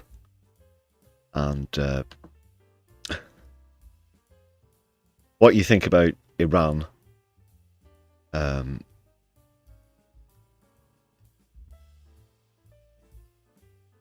or this being a phone, just put in the back of your minds for one moment. Someone else points out there's a speakerphone on the desk, but the response, which is the real punchline, and again, whatever you think about that being a phone or not, I just thought. To which Exportor comes back and replies, I do not consider that a phone, regardless of its capacities, any more than I consider a dildo a chair, just because I can sit on one.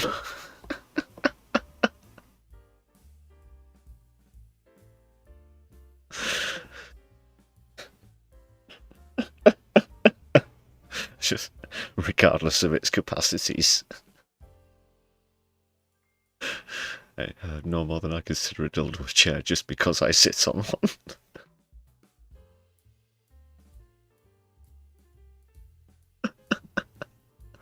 Talk about standing your ground.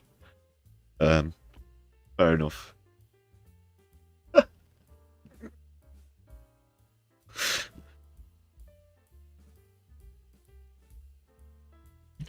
Oh, that tickled me. Wanted to share that with you.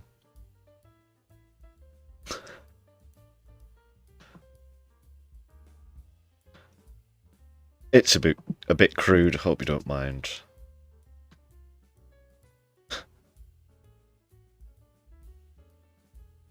So we're post watershed now, anyway.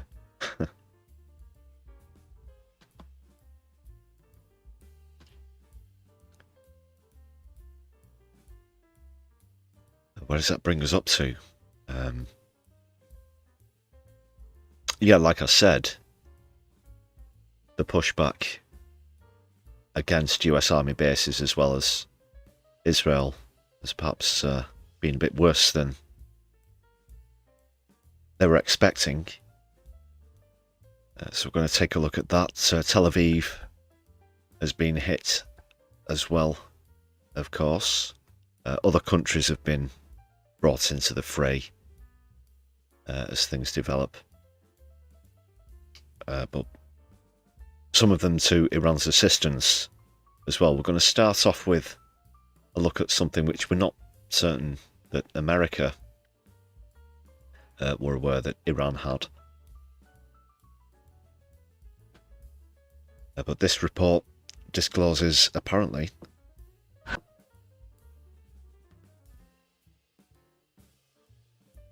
they've now developed a missile with a range of some 10,000 miles, which is apparently something that they've said that they're prepared to use in resilience. And for those of you who know what that means and which countries would be within range of this, well, I guess you can use your own imaginations, but afterwards we're also going to take a look at the abject failure of the so-called Iron Dome as well. But take a look at this. I think it's safe to say that, if anything, so far the capacities of Iran have been somewhat underestimated by America.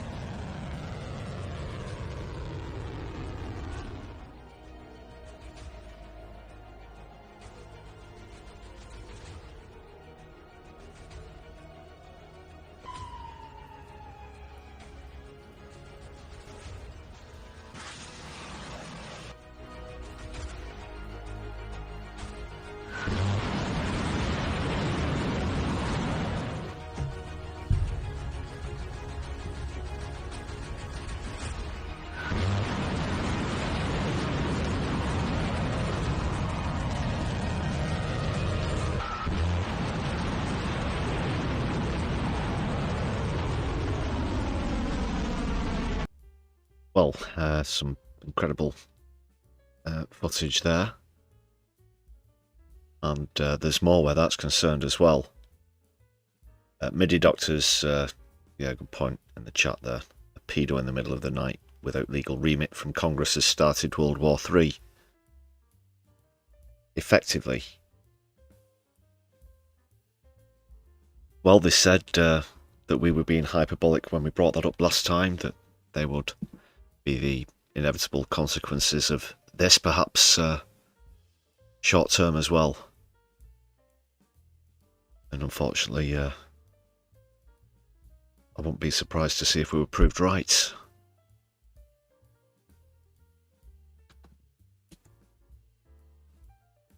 I do have quite a few more clips here for you people. Go with this one next, like I said. And the Israeli. The Iron Dome turning out to be fitting of being renamed the Paper Dome, because it certainly is ineffective against these ballistic and hypersonic missiles that Iran is perhaps somewhat in abundance of possession of. One of the strikes itself actually taking place during a live NBC news report. Let's have a look at this snippet. I think that's what the calculation now is. Regime preservation. Could you get a more pragmatic figure presiding over this regime? Ooh. Sure. Aaron, I just want to break in for a moment because we're looking at live pictures in the air over Tel Aviv, and obviously, as many people know or maybe don't know, there is an Iron Dome that Israel uses as its missile defense system, and we're seeing it working now. But in some places and instances, it does not work, and I believe this is in some instances one missile feasibly that has broken through the impenetrable. That's what they said. But no, there it is. Let's just see that again. Is regime preservation. Could you get a more pragmatic figure presiding over this? I make that between when you see the impact and you hear the explosion, I make that about 5 or 6 miles. Regime? Sure. Aaron, And it turns out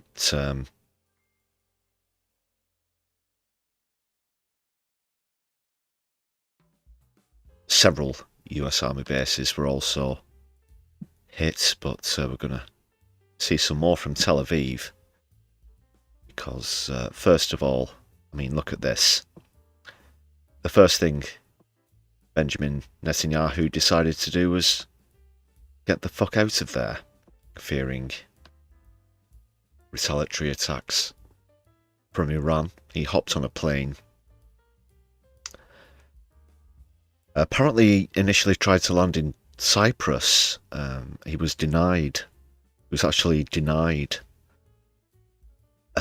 sanctuary in Cyprus because they feared an attack by Iran. He's now actually in Berlin.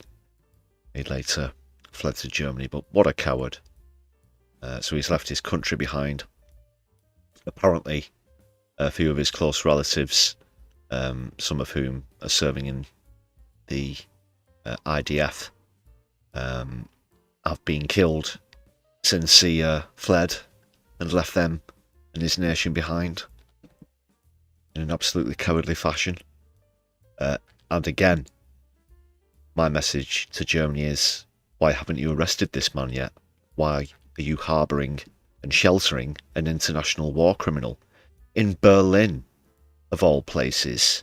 The biggest genocider on the planet at the moment is residing and hiding in Berlin.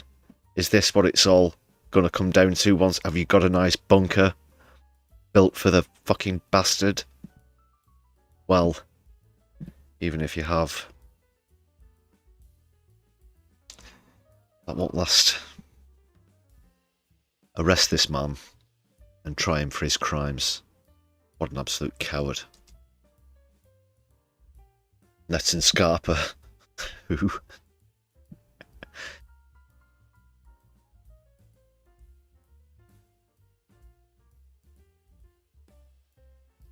it's just pathetic, isn't it? Here's some more pictures from Tel Aviv.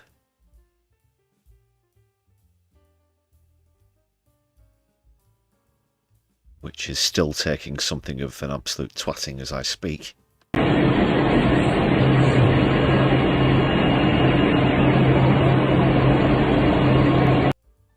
see in those shots there. There was some, I don't have the screenshot or whatever, but this is genuine as well.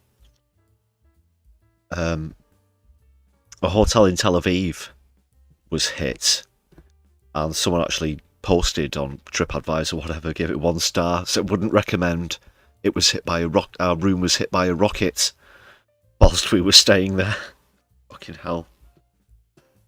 Mass exodus towards the airports as well, I think. Got 1 or 2 clips of that lined up. This is just some more footage from down on the ground in Tel Aviv, on one of those sites that you just saw being hit.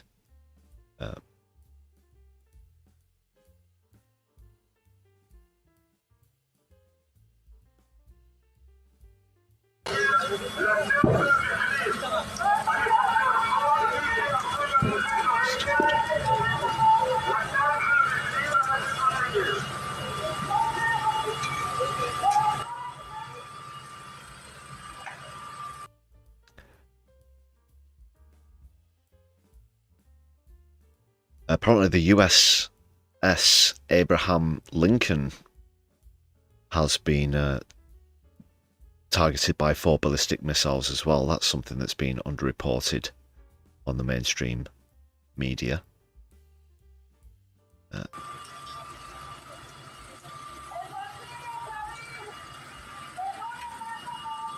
So they don't like getting a taste of their own medicine, do they? They don't like it up, and they can dish it out across the entire region and think they can hide behind their impenetrable iron dome. But no, things have moved on, technology's moved on. Iran certainly have a lot of incredible capabilities at the moment, perhaps far superior than the US realise, as I keep saying. I'm pretty sure that's the case.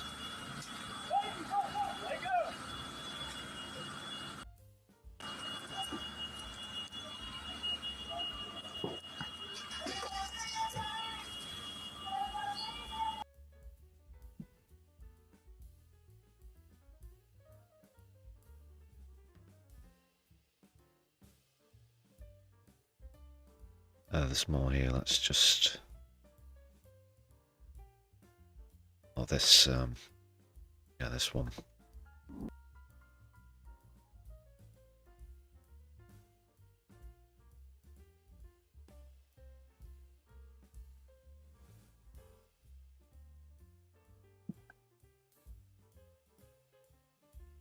Well, you can see very clearly in the top left there what's inbound, what's incoming, and then you're going to see well,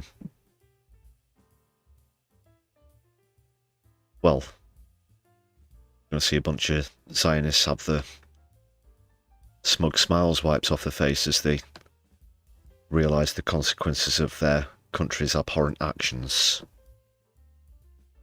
As reality dawns, as the fact that there are consequences and retaliation is a thing, that is what they're made aware of. Look at this, people. They're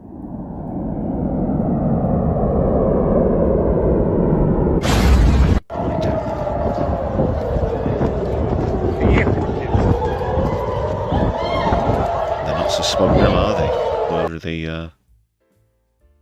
Where are the Instagram posts of taking the piss out of starving and dead kids? Let's just have a look at that.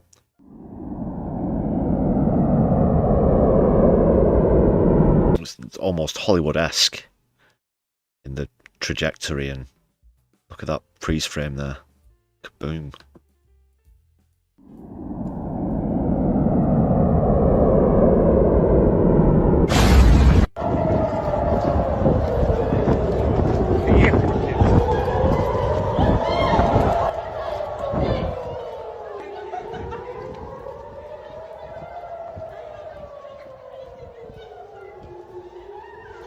Yeah, it's not nice, is it, when you have to face the consequences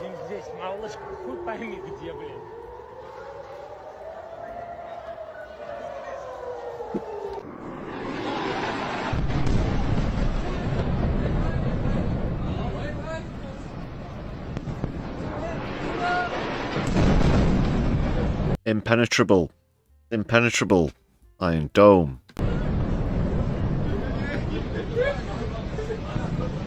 Impenetrable.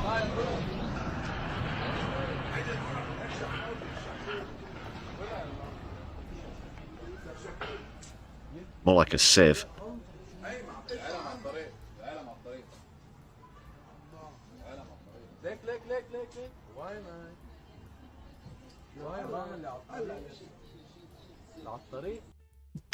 Do not injure yourselves when rushing for the small violins and large tissues, people. Because there's more. What else have we got here? Oh yes, you might quite enjoy this one. We've got Israeli spokes being cooked live on TV. It's a Sky News feed, but it's actually a Channel 4 reporter who's actually pointing out some uncomfortable truths to this Israeli spokes in real time. But and at one point, he literally starts to describe Israel when he thinks he's describing Iran.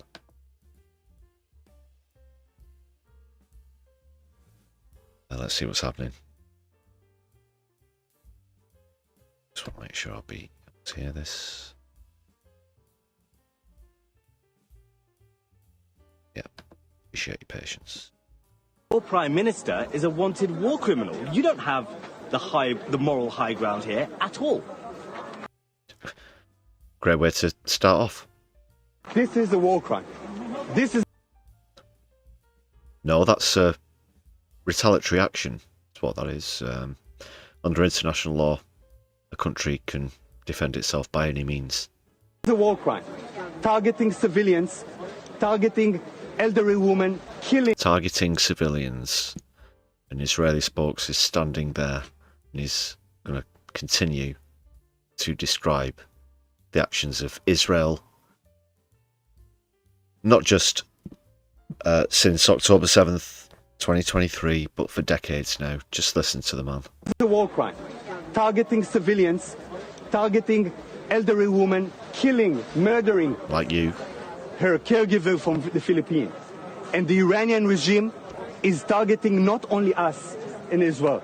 They are targeting the entire region. What about the... Targeting American bases in the region. It's what they're doing. 100 or so schoolgirls Because that's where they're under attack from. in Iran that are being killed in a strike there. And this must stop. This must be stopped, and this is what we're trying to do. Yes. Next question, please. He doesn't want to acknowledge the dead kids in Iran. Next question, please. But well done, at least, to that Channel 4 reporter for raising those points and questions.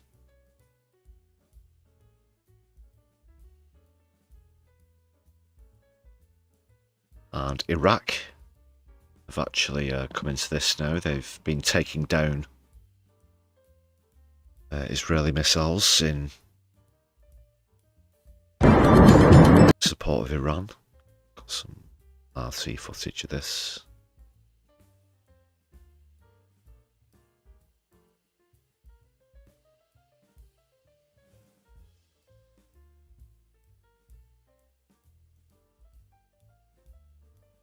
Make sure you hit thumbs up if you just joined us on stream, people.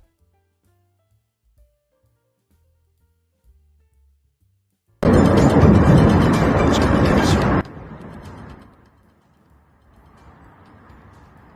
know it's going to be that loud.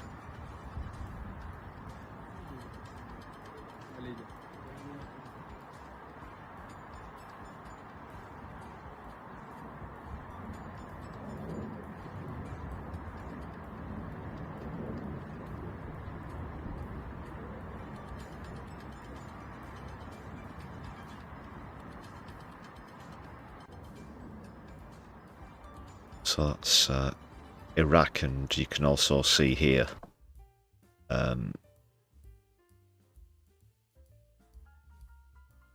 wasn't too much in that video, but this one clearly shows the ineffectiveness of the Iron Dome, as you see 12 missiles in this particular footage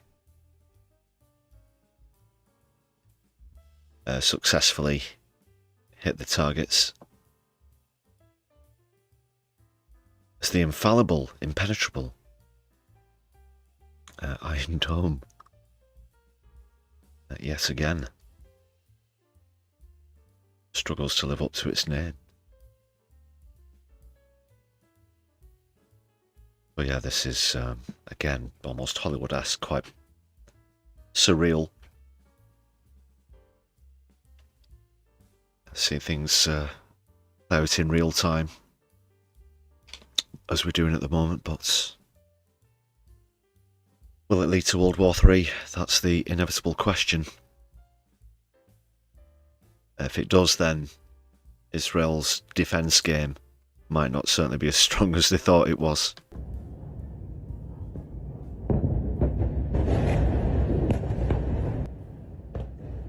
So you see there,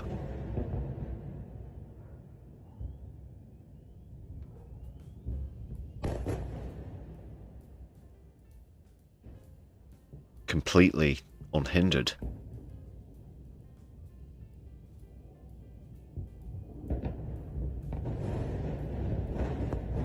These hypersonic missiles are something else as well. These ballistic missiles, quite incredible, the speeds that they can reach, which certainly made anything that Israel have got to defend themselves pretty obsolete.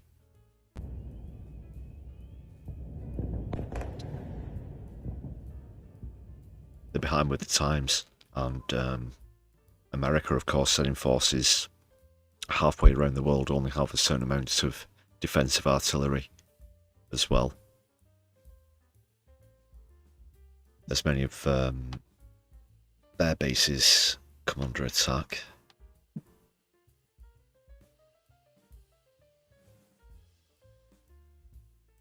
As well as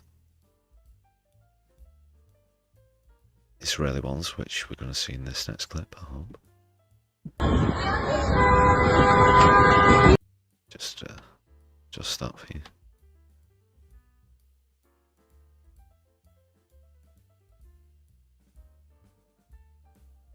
Another reminder as well,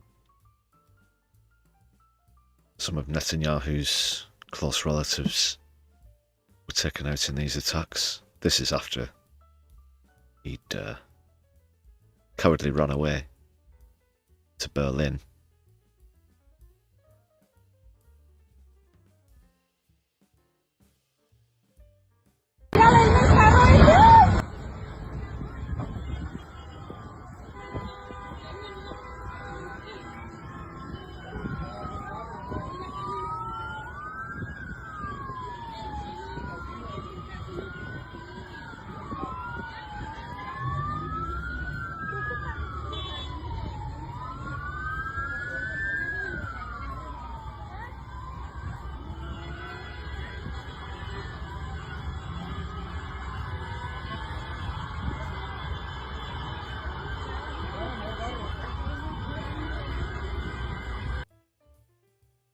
Could you imagine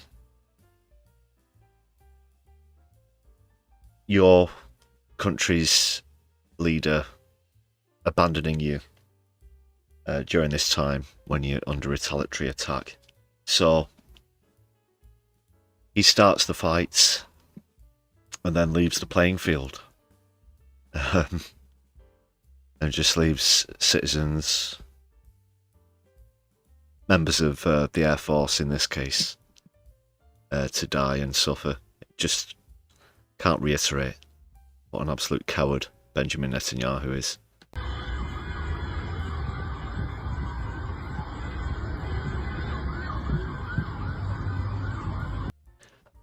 These are all from multiple sources, Graham. We've just picked some out from social media and whatnot. So I've got some interviews and stuff from more well-known platforms coming up. Sorry to not be able to accredit each original content provider. These have come from retweets of retweets, for example, so we're unaware of who put them out first, unless there's logos in the clips themselves, of course. But in the case of this one, I'm not sure, to be honest.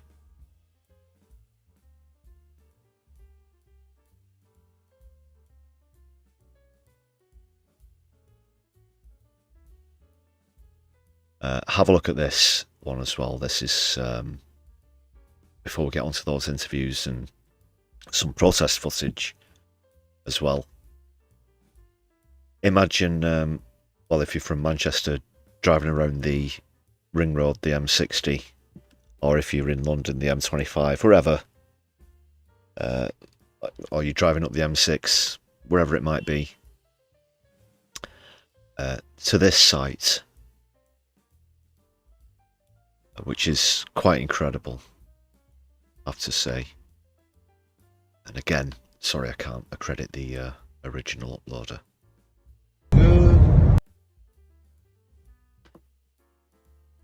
So perhaps you're on your,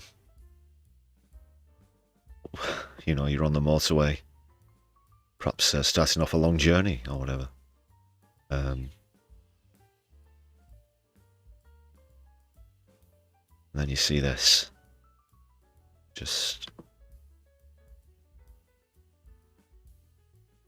again, thanks for your patience while I make sure I can hear it in my headphones.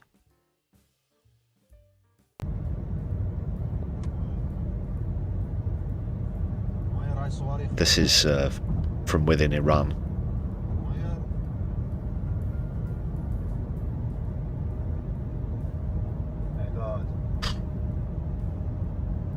Could you imagine? And you're driving towards... Let's just see that again.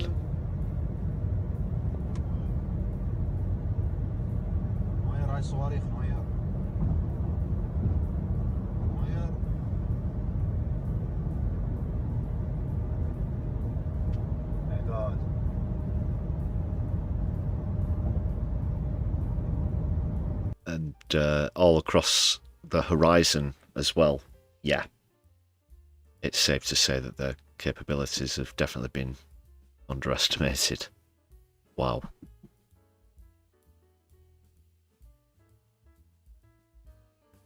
Just when you think you've counted them all, some more appear further down your peripheral view along the horizon, and it just doesn't stop.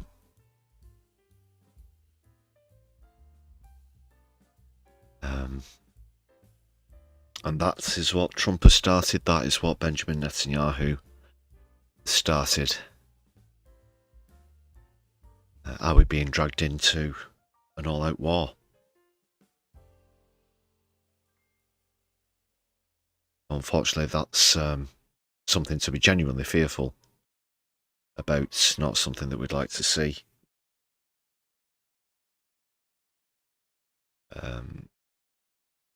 But because of various factors, I think this could be a lot more prolonged than Trump was expecting it to be.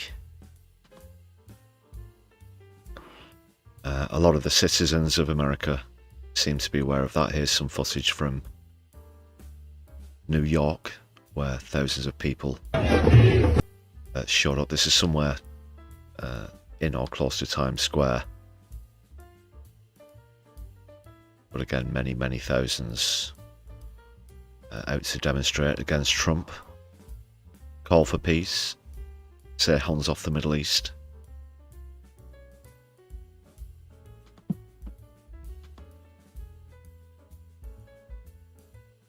And rightly so. And we know that, as always, the reasons for going to war are increasingly spurious, or just straight up wrong, false, lies, yet again.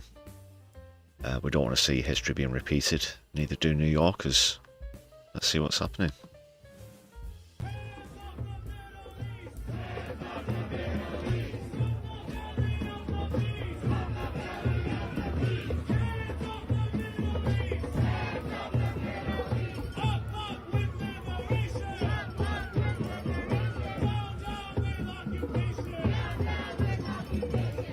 referring to their own country, America, as the belly of the beast as well. From the belly of the beast.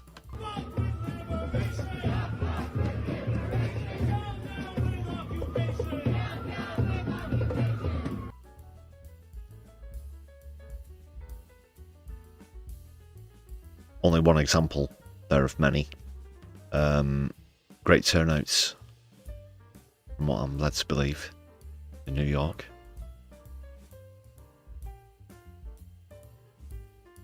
Did see some aerial shots as well of the protest, very impressive. I've got those lined up. There's a couple of other things that I want to get through.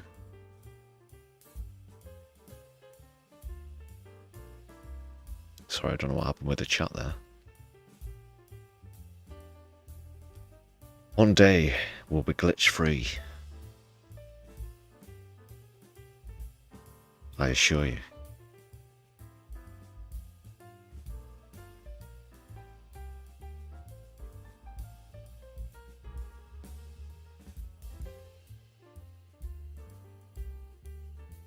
Yeah, anybody from the States going to protest, let us know. Solidarity from the UK. Like we are with Starmer, we know that for the most part, you don't feel that your current leader represents you, or even close to represents you.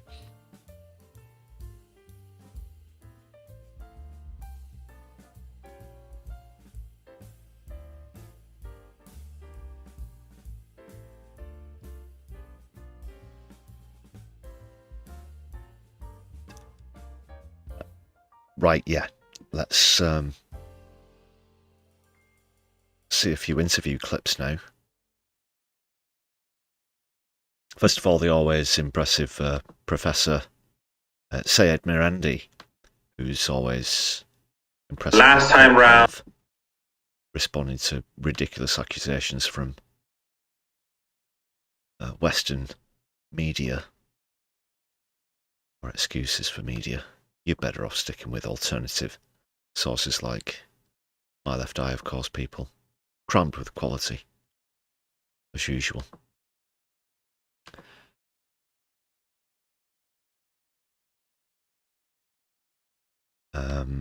This interview took place before it was confirmed that the Ayatollah was killed in the early hours of this morning, UK time, that is.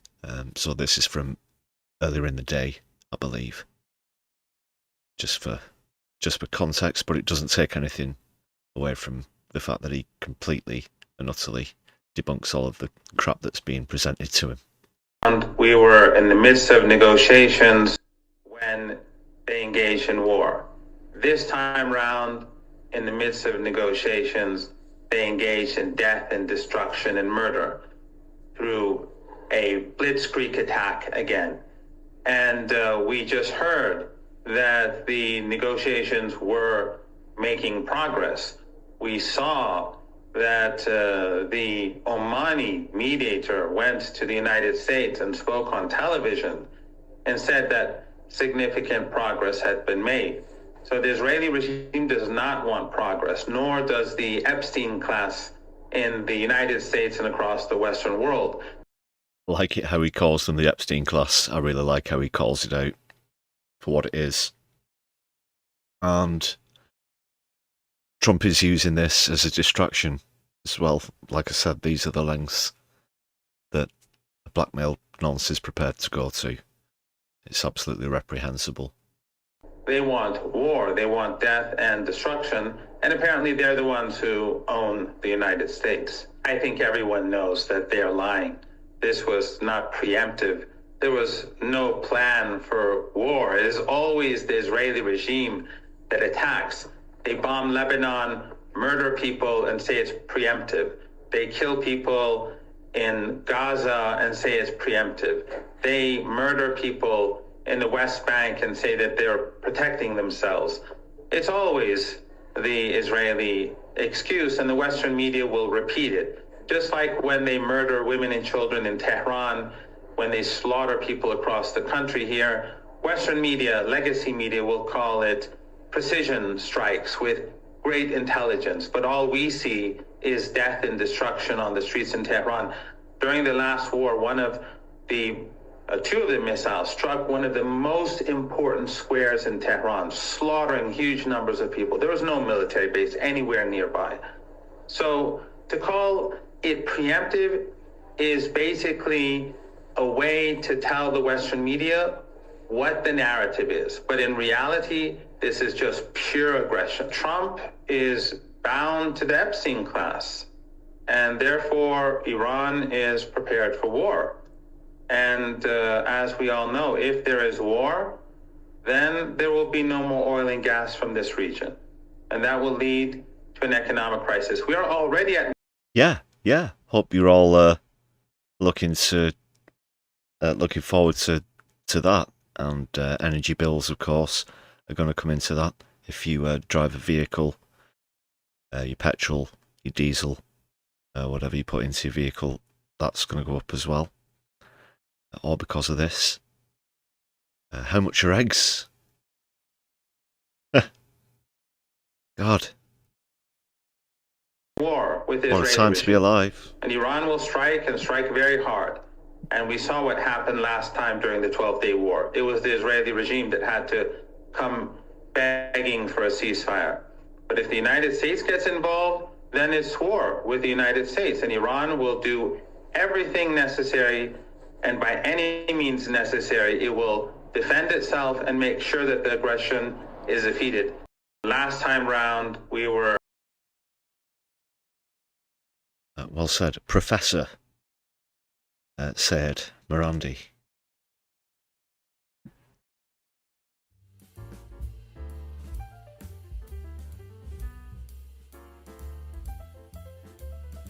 We're going to see Fouad Izadi next, who, again, studies growing very well. Where do you see this?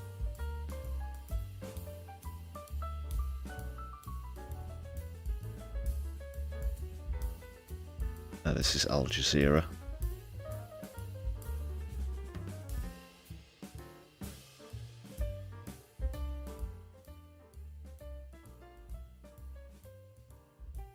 Fouad Izadi, you can see on the screen there, not in the studio.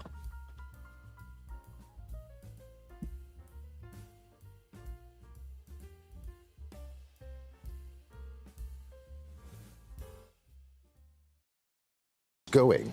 Is there an off-ramp for Iran? An off-ramp? I think what will happen is that even if the United States is able to kill illegally Iranian leaders, the next generation of Iranians, the Iranians that did not see American atrocities in Iran before 1979, some Iranians that did not understand why their parents and grandparents were anti-American, those Iranians will take over. Now they understand why American government is an imperialist, vicious government, and a government that attacks other countries and kills little children. Yeah, it's the they understand real face they're of fighting America. the Epstein class that either rape little girls or bomb little girls. This is the government that we are witnessing. We are going to fight back against that government, and they're going to ensure that the Islamic Republic of Iran will live many years after America destroys itself. And he used some particular strong language, but it's difficult to argue with the truth.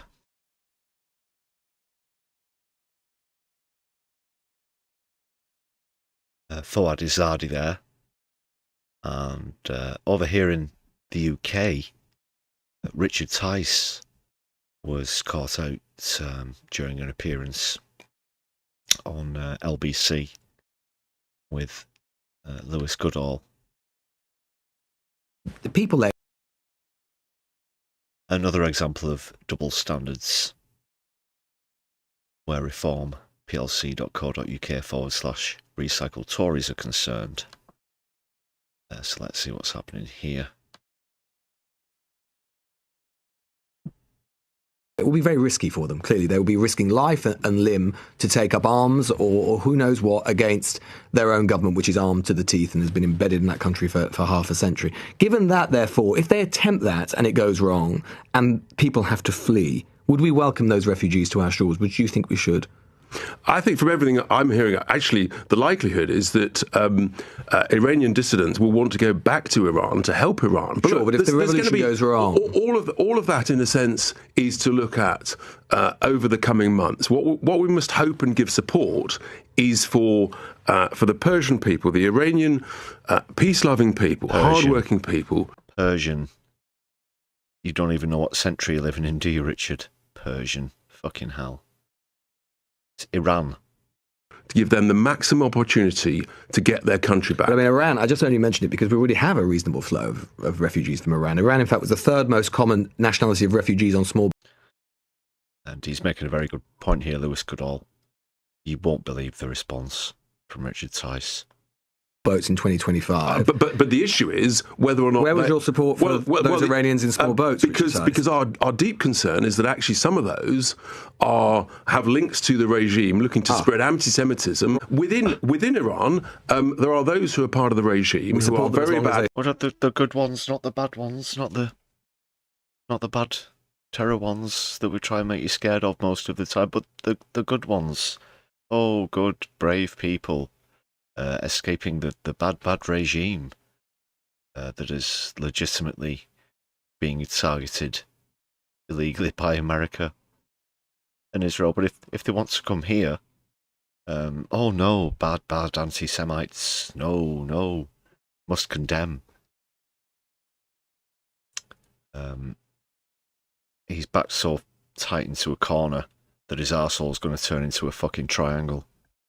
People, and there are those who are good people, and we should be supporting the good people. And you've just got to have the courage to tell it as it is. And should we support them if, as I say, if this revolution which you're backing goes wrong, you would welcome them if they appear on small boats? Let's back it to go right. That is what we've got to be totally focused on. As you say, there are bumps in the road, so there will be bumps in the road, and bumps in the road. You keep supporting good people. That's. And how are you going to distinguish between the good ones and the bad ones? Because there's no way out of that. He's totally boxed himself in with that argument. We have to do, and these poor people are fleeing this terrible regime. But what if they end up here? Because, as Lewis Goodall pointed out, actually the third highest ranked country of origin for refugees. Pathetic from Richard Tice. Do we expect anything less? Absolutely not.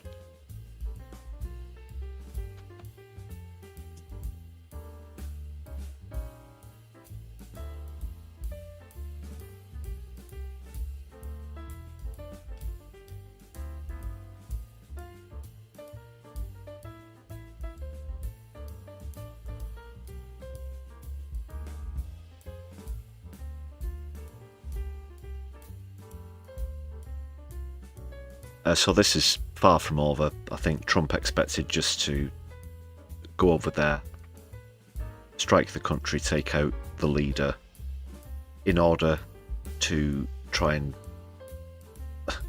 in his twisted, warped mind, give them some sort of leverage in the negotiations, and then this will be brought to a swift conclusion, and he'll try and make another claim for the Nobel Peace Prize, of course.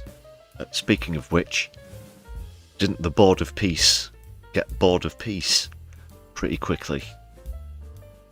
Yes, they did. However, I can see this being a very prolonged affair now, unfortunately, and many citizens, unfortunately, are going to lose their lives. He's gone and done it this time, hasn't he? He really has.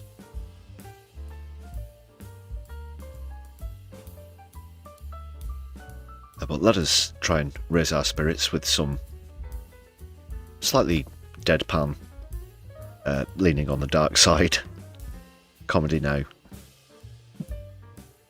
in the form of Nicole Jennis, who we saw recently on Now Media, appearing with Ty Hickey. Of course, it's great to see those two now collaborating together, or maybe they have for some time, and I only just was brought into my periphery.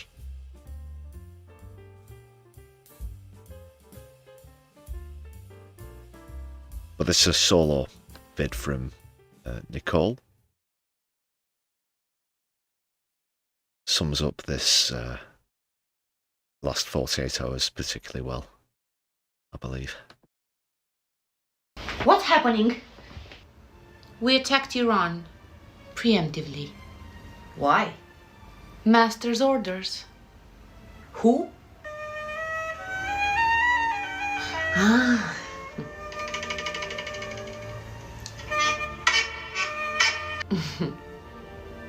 Okay, where is the president? Which one? A president of the United States. Oh, Netanyahu. I don't know, in Israel, in some stolen house or something, in a bunker with Sarita. No, not that one.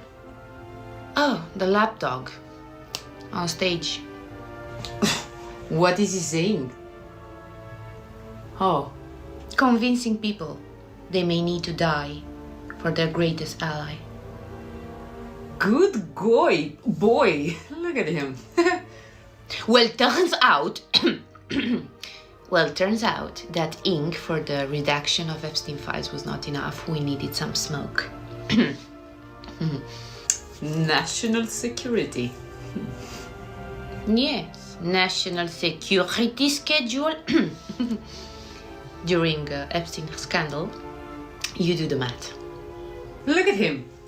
Hey, Trumpy. What is he saying? Explaining sacrifice. To who? To people who cannot afford food or rent or what do I know. To protect democracy. Because democracy we have chosen.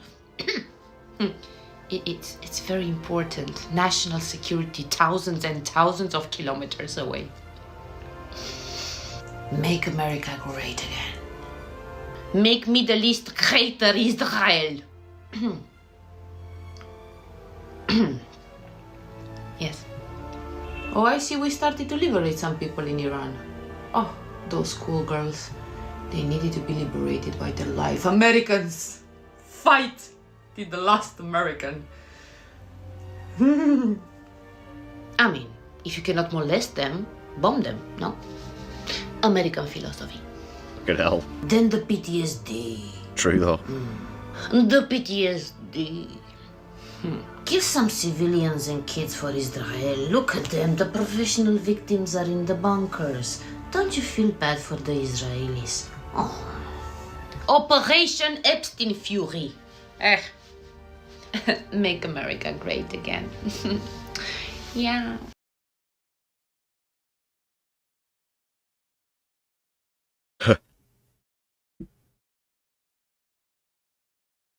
At the end? There's just 30 seconds left. Okay, maybe that is the end of the... Apparently it is. Nicole Jennis, I'm going to put a link in the description after the stream as well if you want to check out more of the content and go and subscribe. And do check out, like I said, Now Media as well with Ty Hickey. Awesome contents.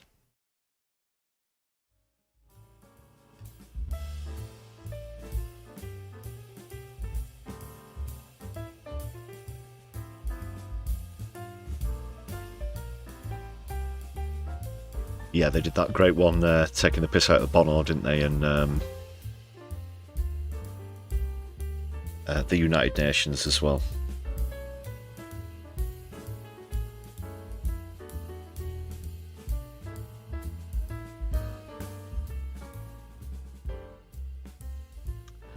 Graham, well, capitalism, that's what happened. Continued to happen. Reaganism happened in the 80s. I guess, from what I know historically, things got progressively worse from there.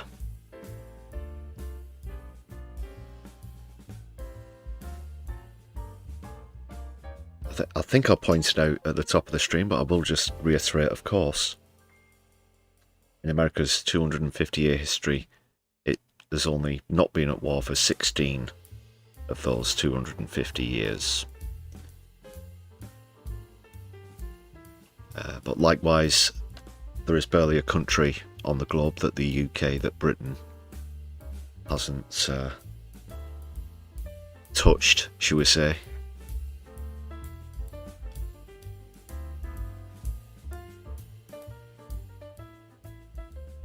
Invaded, attacked, been at war with, overthrown, absolved into an imperial empire, absorbed I should say, so to speak.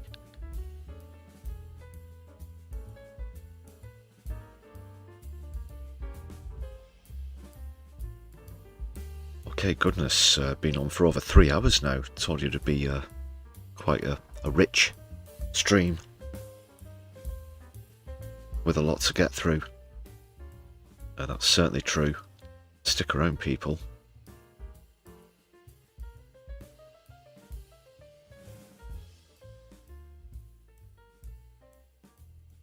A final shout out to the members, featuring Squeezebox Dave and Joey once again with the extended shit hot accordion solo, and then into the lounge. So stick around, yeah, because as promised, using this as the outgoing members video throughout all the week, but it will be back whenever we have a hot seat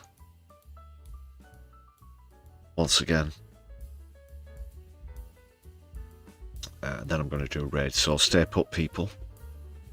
And there'll be post-ending capers.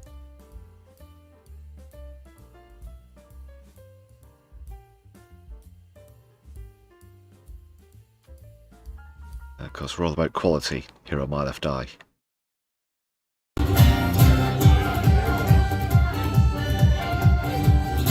Thank you, members. Members.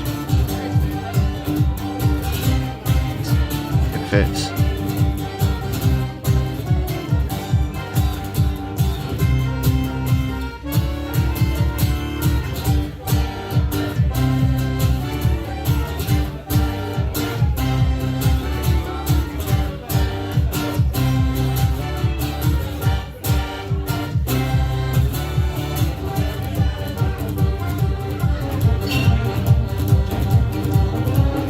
It's on fire.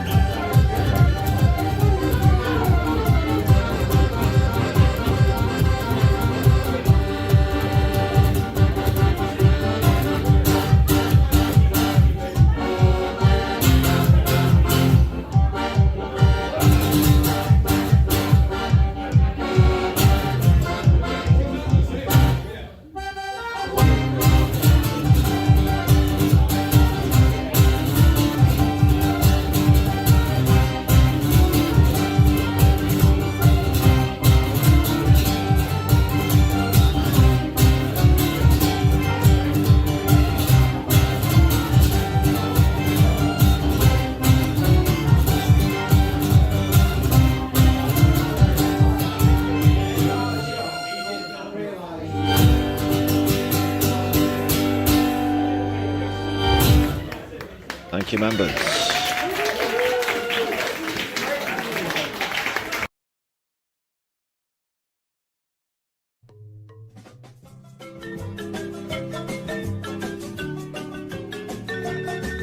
And thank you for all the gifted memberships on this evening's stream. Really do appreciate it, as well as the super chats as well. If you're watching back later, please consider using super thanks to help support the channel, and there's a buy me a coffee page in the description of any content on My Left Eye. You're all very welcome. Thank you for being with us this evening. Marvellous audience as always. We are going to go into a raid. Let's see who's around. While I do that as well, just a quick reminder, if you're watching on a mobile device or tablet, to please pledge some of your hype points if you open one of our videos on, excuse me, mobile or tablet. You should have that option after you hit the thumbs up button, of course. Goes without saying that you'll hit the thumbs up button. And then it should give you the option of the hype points to appreciate that. And it is pretty super important in hoping to spread us on the algorithm. We have the excellent Mr. Kevin Logan on stream. So that's where we're going to be raiding. I can see that a lot of you will already be familiar with him, but if not, make sure you hit thumbs up and subscribe when we get over to the excellent Kevin Logan.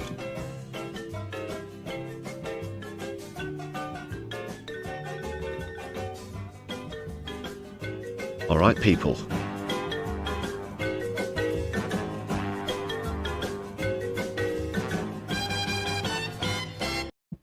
That's all from the Fondue Lounge and from me. Thanks for joining us on the Sunday live stream. I've been your host, Lefty. Power to the people, free Palestine, Lebanon, Sudan, Yemen, and Iran. As we currently speak, unfortunately, don't let the bastards grind you down. And my left, I'll be seeing you soon. Good night.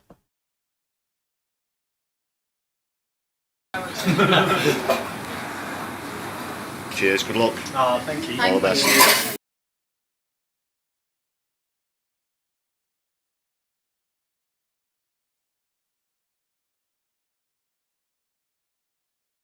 It's what Hitler and Goering did, and it is textbook. And if you think the next time it happens, we're gonna recognize it because they're wearing scary uniforms, you're out of your damn mind.